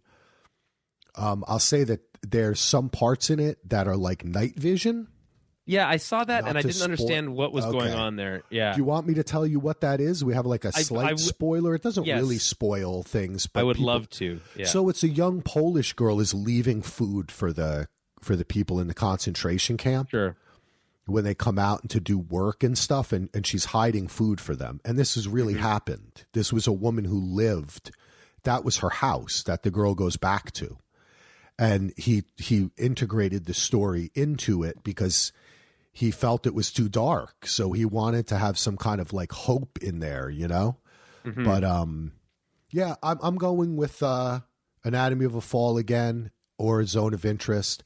Love Christopher Nolan though. Again, fucking Tenet, man. I watched that movie 100 times already. I've seen I have seen what's the Leo one? I've seen Inception. I've seen 300 times. Yeah, Inception's a great movie. It's probably his best blockbuster in my opinion. Memento too. Cinema. The throwback, the original, even The Following. Yes. Did you ever see The Following? The hour long his first film with his brother? No. Yeah. Come on. I mean, he's amazing. I love no shitting on Nolan. Just stay away from the humans. Of course. Fair enough. Okay, let's move to Best Actress. So for Best Actress, We've got a pretty good cast here: Annette Bening, Lily Gladstone, Sandra Hüller, Carey Mulligan, and Emma Stone. I know there's been a lot of buzz about Emma Stone, so that's gonna be my pick for who will win. Mm-hmm. My pick for who should win. I feel like, first of all, I didn't see Naiad, so I can't spep to Annette Bening's performance. Me neither, but my wife loved it.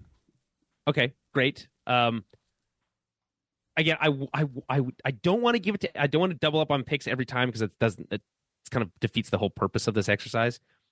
I also think that Emma Stone is doing. It's kind of like all the acting. It's kind of like how when what was that the movie with about Queen won Best Editing, and everyone's joke was like it's just all the editing, whatever. Yeah. So that's kind of what I feel about Emma Stone's performance here. Which I agree. Like, she'll probably win, but like it's just like it's a bit much. It has a bit of that kind of try hard element to it. She's doing a lot, as the kids would say. Exactly. She's doing a lot. I did like Lily Gladstone's performance. I know you think it's like she's not in it enough, and I agree that she's not in it enough, but I think she's pretty she has a magnetizing when she is on screen, all you want to do is hear her speak and whatever she's up to. That's a good point. Which is again not enough of it, which is why I'm going to pick her for who I would like to win. She's also has a lot of backing, and she's actually more heavily favored here at 52%, over 33% for Emma Stone. But yeah, that's where I'm going to go with it. All right. But what about yourself? I think Sandra Hüller will win, and she should. Okay. That's a good call. I all great performances. Don't have bad things to say. I've already talked about Gladstone, but I mean, I think Hüller, if that's how you pronounce it, is amazing. I think it is Hüller, probably. Hüller. Is amazing in Anatomy of a Fall, and she's what a year. She's also in the Zone, the Auto Zone. But yeah, Emma Stone, Carey Mulligan was great, but I do think Greta Lee should have gotten in here a little bit. I mean, I may have put her in instead of Carey Mulligan, but Carey Mulligan people love her. Yes, but again, Maestro is such a mess of a movie to me that I feel like Carey Mulligan's just lost in a lot of the shuffle for me, and it's a shame. But the shuffle, get it? It's like they're shuffling, they're dancing. I'm doing the shuffle right now. I got the hands up. I can feel it. Yeah. Okay. All right. So what do we got next? We got Best Actor next. Here we go. I think there's really only one logical selection for who will win this, and that's Cillian Cillian Murphy, my Irish brother. Yeah, And I think for that reason, you're right, he brings the humanity to that film. So I double up on this. Almost every opportunity I had with Oppenheimer, I did that. I'm realizing this now after the fact. But I think that it does start to change as we get further down the list here. But yeah, it's both should and will for me. Interesting. With Cillian. Yeah. I got a should and will with Paul Giamatti. Interesting. Surprise. Has he won before? Nope. Okay. I don't think he's won Best Actor.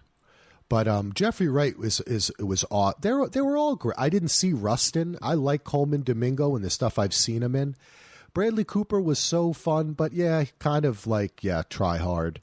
But all terrific performances for those I've saw. But I think so. I'm gonna go with Paul Giamatti. I think that's actually what people are gonna go. I have a sneaking suspicion that Oppenheimer may not win a lot of. It's not going to sweep it that everyone's assuming it will. Yes, it might win a lot of background stuff. You know what I'm saying? But not. Sure. But I don't. Below the line.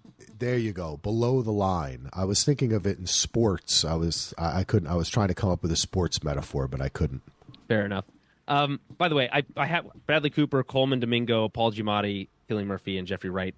Great selections, all of them. Except I can't speak to Coleman Domingo's performance because I didn't see Rustin. Yeah, but I heard great things about it, and he can act. Yeah, I like him. All right, let's go on. So you picked Paul Giamatti for both, correct? You got it. Yeah, got it. All right, so let's go to supporting actress. Okay. Emily Blunt, Danielle Brooks, America Ferrera, Jodie Foster, Jodie Foster back in the spotlight this year. That's yeah, fun good for her. I love her. Yeah, American and treasure. Divine Joy Randolph as the rounding out the selections here. So for myself, who should win, or sorry, who will win? I'm going to give it to Emily Blunt as kind of like a sneaky one.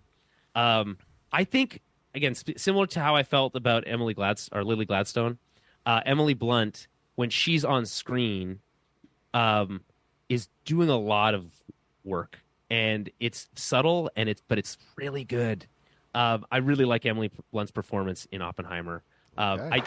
She's weighted at 15% according to Variety. Yeah, Vanity that would be Fair. a huge upset, dude. Yeah. If she wins, that would be a huge upset. I think this category is after Nolan and Oppenheimer. Divine Joy Randolph she is like odds-on favorite to win. She won it at all the other. That's what I'm saying. And as I said when we were talking about the movie, I love Divine Joy Randolph. She's in Only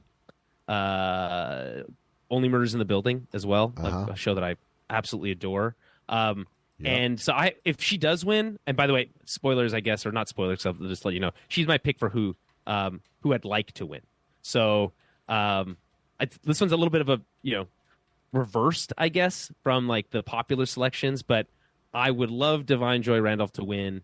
I think Emily Blunt will win. I think it's like you never know with the Academy. I think you sometimes have to go away from like the outside the crowd a little bit to figure out who's actually going to win. Because if you just go in with like the odds-on favorites, it's not always that way. Especially like definitely your Green Book one. Oh my God! There's the Oscars has a history of very surprising of going against the grain. That's what makes it fun. Yes. So what's this is a fun category. Where are you in here? We're at Best Supporting Actress right now. Correct. I'm gonna go Divine for both. Okay. Yeah, I think she's winning it, and I think she should. And I also think that there were a lot of, as I felt in the male supporting, as we'll talk about, as I feel in male supporting actor. I wish this was 10 long. There was a lot of other people, a lot of other women who were great, and they were great. So don't really have any complaints. Didn't see The Color Purple. Don't understand why they made a movie based on a play, based on a movie. But it's happened before. That's Yeah, no. I just part of this weird trend this year where it's like we're going to remake movies into musicals, but we're not really going to be obvious about it, which is defeats the whole purpose. I don't really get it. It's like the Disney live action of the cartoons of the. I mean, it's like who gives a fuck? Like, come on. I agree. Okay, so that you said they did it with Mean Girls too, right? Mean Girls is the same thing. That's what I was saying. Okay, so you're picking Divine Joy Randolph for who will win. Who did you say should win? Both. She's for both. Okay. Yep. That makes it easy for me. Then next up on the list is supporting actor. This is a historically quote unquote important award. I don't know if that's actually held up at this anymore. You never know. You never know. You'd have to like do some math and look back and say, okay, historically of the last 15 years, who's won Best Supporting Actor, what's happened with their career? They're at this point, everyone who's selected for a supporting actor role is a movie star already. So it's like that's kind of something that you look at. I mean, Divine Joy Randolph, not a movie star yet. And America Ferrera is kind of more of she is like known to people, but that was kind of a surprise, I think, a little bit. But sure, maybe Danielle Brooks. But in the men category, I mean, Ruffalo, Gosling, Downey, De Niro, and Sterling K. Brown. I mean, it's a murderer's row. I mean, dude, Sterling K. Brown was on the most popular television program running for like 6 years. Network. Well, and it's also like every one of these actors has starred and carried a movie on their own, and done so with aplomb. So it's like at this point, whoever wins this, it's just like another recognition. Like literally anyone it could go to, it's like that's nice for them. Who's your pick? You know what I mean? Yeah. Obviously different. If you're talking about De Niro, he's much later in his career than Gosling is, but he's an old man. So for myself, here's what I've picked for Best Supporting Actor. I picked Robert Downey Jr. Okay. I think he was really convinced me with some of his interviews coming out of Oppenheimer, talking about how coming out of Marvel, he was really worried about if he could act anymore. You know what I mean? I do. And he, I think, does show that he can. He comes off as very unlikable, which is hard for Robert Downey Jr., I think. And I think that's in and of itself a testament to his performance. So I like him here. He's also a heavy favorite for the win, which makes it easy for me to pick him for will win.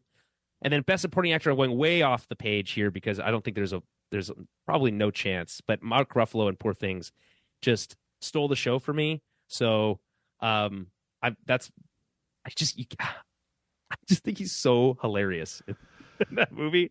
I'm just going to repeat that over and over again. So I love Mark Ruffalo for who should win, Robert Downey Jr. who will win. How about yourself?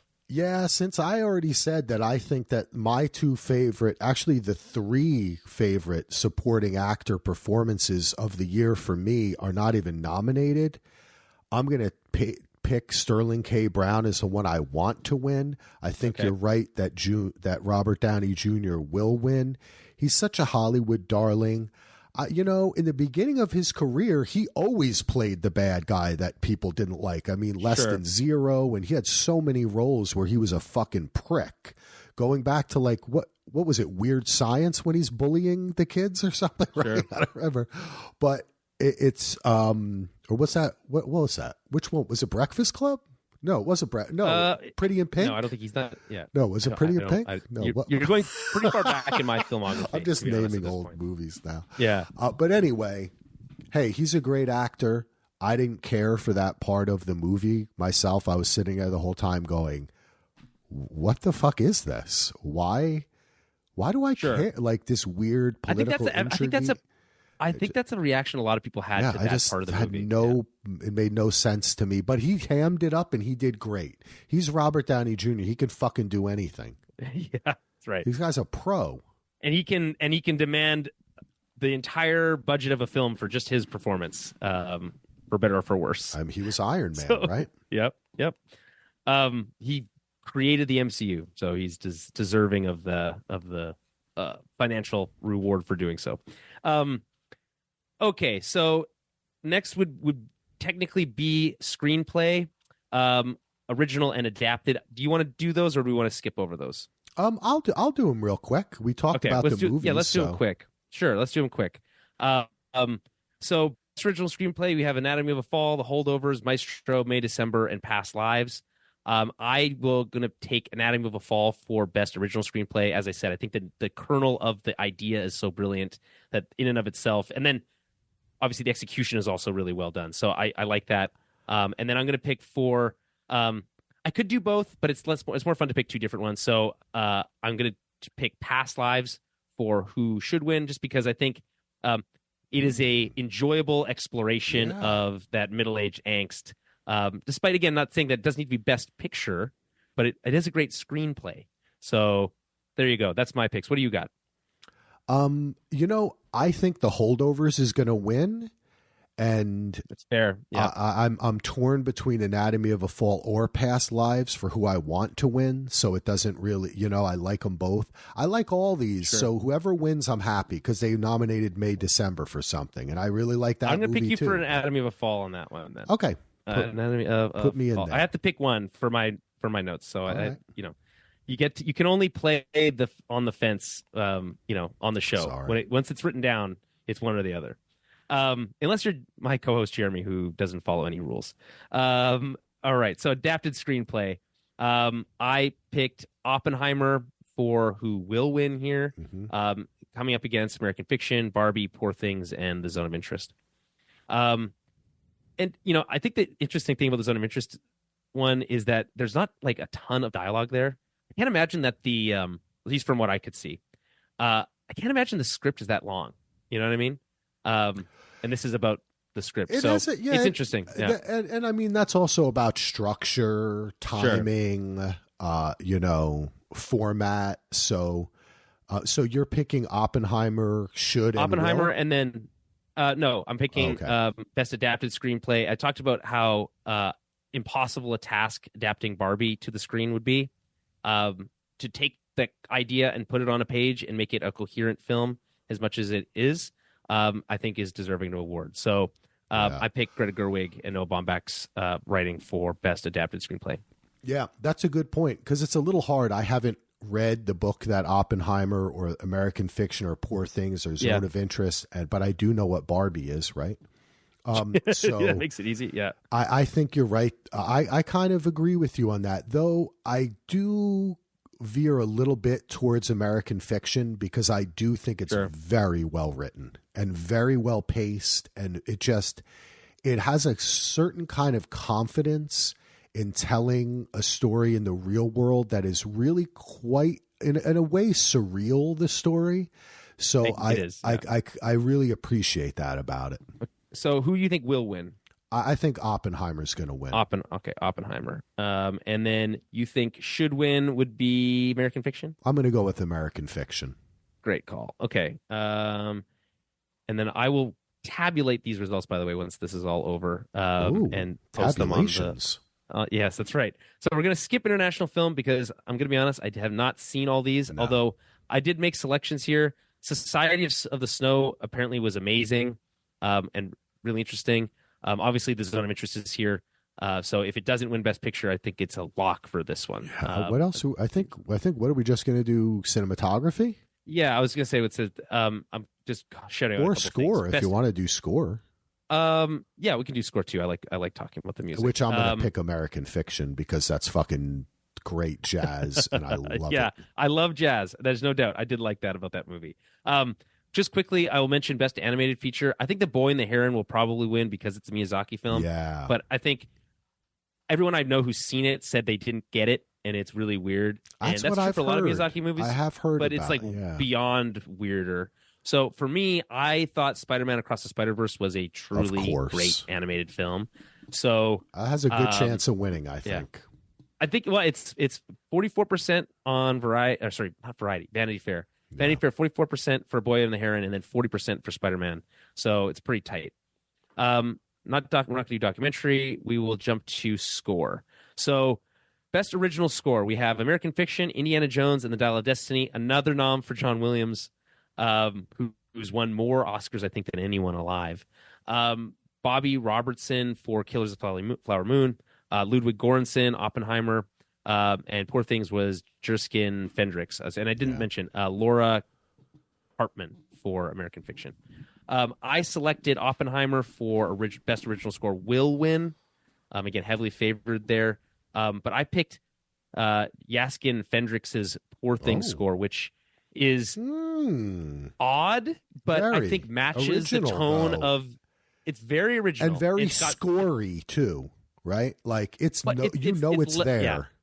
It wants you to recognize that the music is happening, but I think it's all part of that heightened reality experience that you're having. Yep. So I think it's great. I have a hard time not picking John Williams at any time he's making music because I just think he's... No, but he doesn't win, though. He doesn't... A true genius. Well, he's won a lot. He's been nominated for more Oscars than anybody else, is my understanding.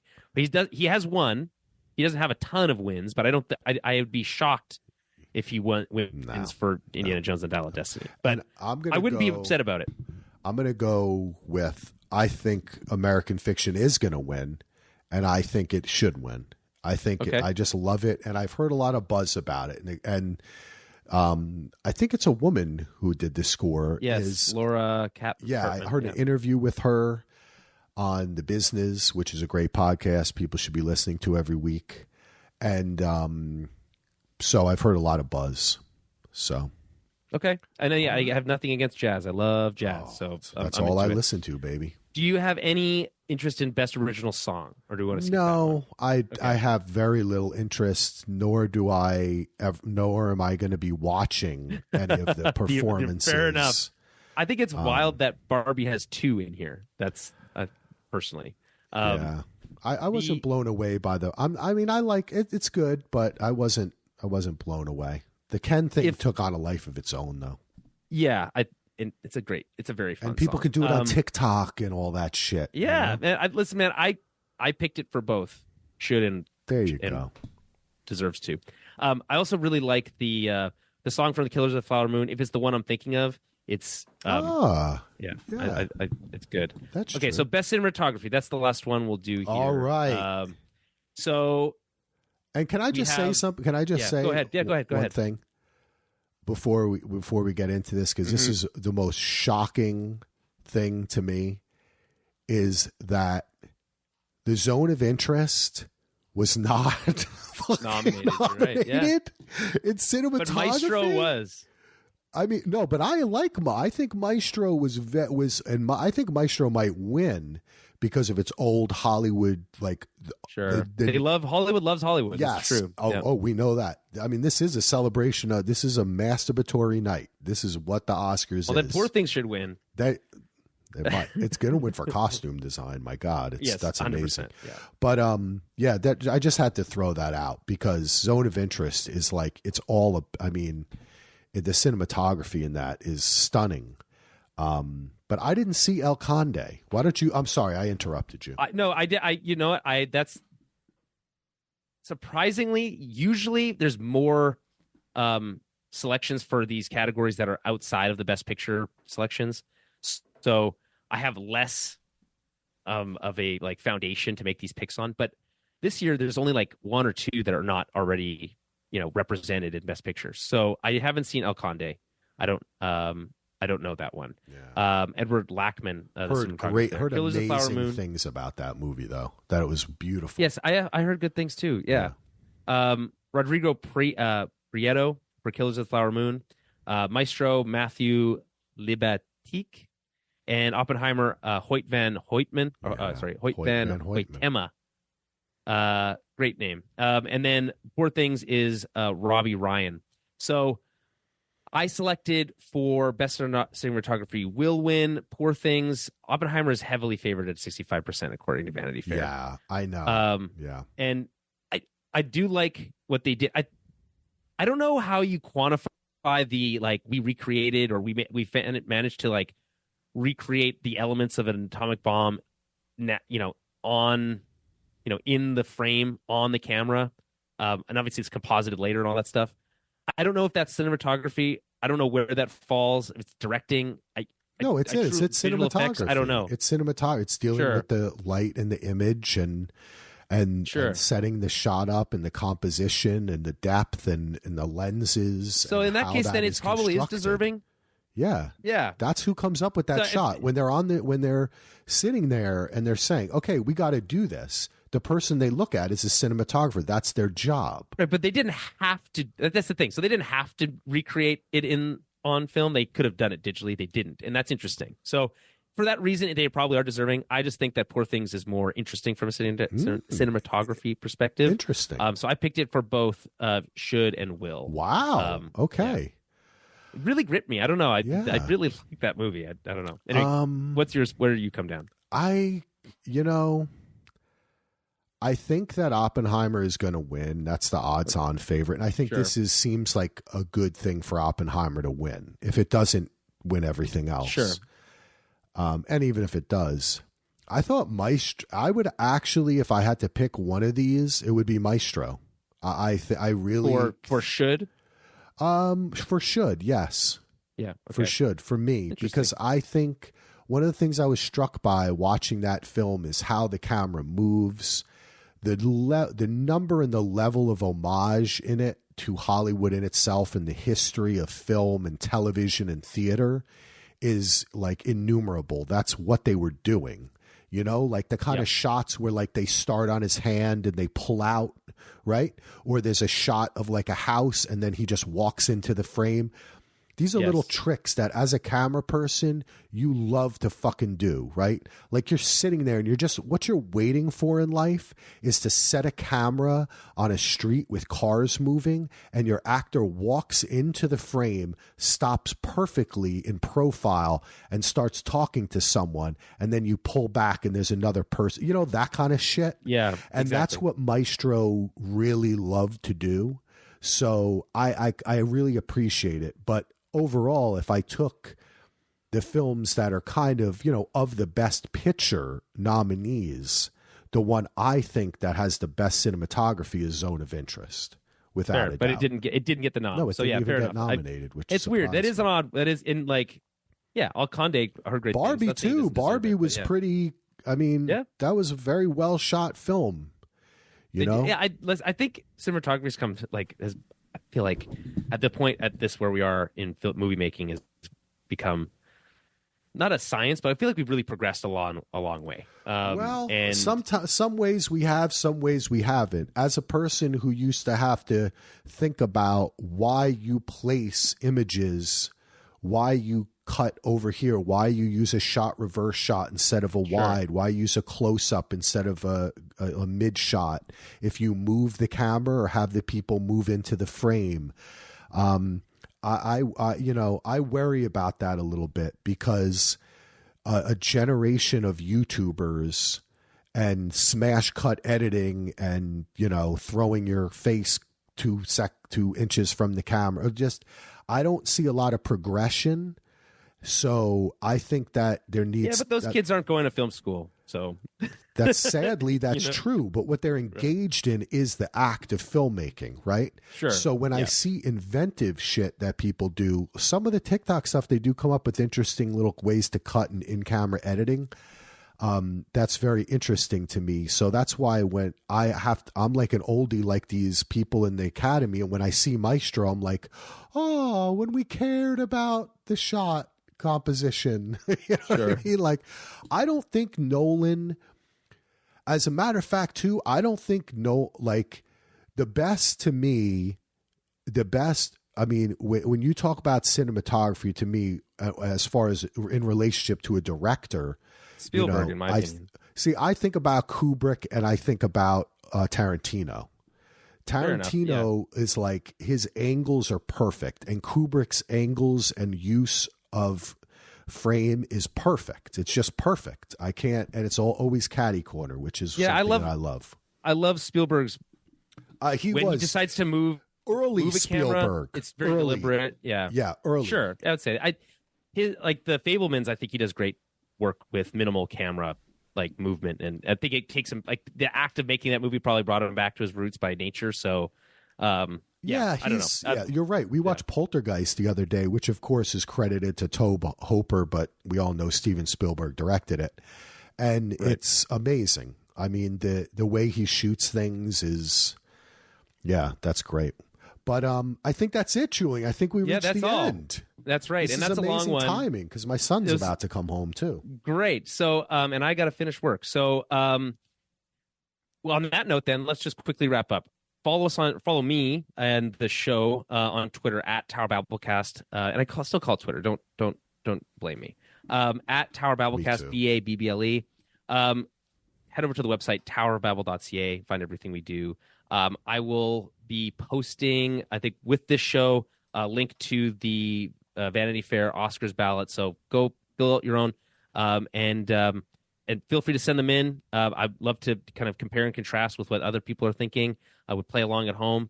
I'll be live tweeting and in the Discord for those who are Patreon subscribers during the show on Sunday night. So looking forward to that. Anything you want to plug, Axel, before we dip out here? Nah, actually, it's my son just texted me. He has robotics, so I don't have to rush off. He has a robotics class on Thursday. I got to go pick him up, though, in a little bit. No, this was a lot of fun, man. I appreciate your time and your effort. You're a great host and podcaster. I love your show. I always listen. This was a lot of fun. It was great to watch all these movies. Like I said, I came up trying to make movies. I started when I was like 10 years old. I was lucky enough to be a PA and work on sets, and then I ran a public access station. I did production for them and editing, and I did a lot of other kind of stuff in New York. And I've always loved film, but my podcasting has been more about TV, because in the past 10 to 15 years, I really feel television has taken over for film. Everything's a big blockbuster, you know? And it was very great. It was very fun. And it made my heart lighter and fuller at the same time watching all these movies, because I was like, hey, these are some really good movies. And even though I didn't love Oppenheimer, I appreciate it. And there's a lot of great work that went into it, you know? But this is a good selection of films. And I like to see this when you look back at years of, you know, like a lot of times I like to look, what were the best picture nominees for 2018? And then what were they for 1998? And then I look, right? Oh, how has film changed? This year, when people look at it, I think people will say, this was a good year for film. I agree. You know, I agree. You know, we've had a tough one after COVID and with all the theater shit, and they kind of push that shit down your throat. Like, go see Dune 2, go see this. It's like, okay, I get it. I want to see it already. Fair enough. I agree with you. I spend most of the year going to those blockbuster movies and enjoying the hell of it. And I love listening to you talk about it. And then we get to this time of year, and I get to, for lack of a better term, and I know this is maybe a little hoity-toity, but I get to watch some serious movies around this time of year. And it's fun to just step back and be like, well, you know, when you really care about the craft, and it's not about the I guess the consumer element as much. Obviously, Barbie's in here and all that kind of stuff. What can you do? What kind of emotions and stories can you explore? And you know, there's a whole wide variety. There's a gamut here this year. So totally agree with you on that. But on that note, we are going to wrap it up. So looking forward to the ceremony on Sunday. As I said, we'll be doing Star Wars this Thursday or this evening, and it'll be dropping on Friday. I think I'll probably be dropping this show either later. Are you probably going to do it later today? Yeah, I'm going to, as soon as we're done, I'm going to edit this motherfucker, get it out to the people, give them what they want. All right, so I'll try to do that too then. I'll try to get the show out tonight. In that case, then, it was a pleasure. Thank you, Axel, as always.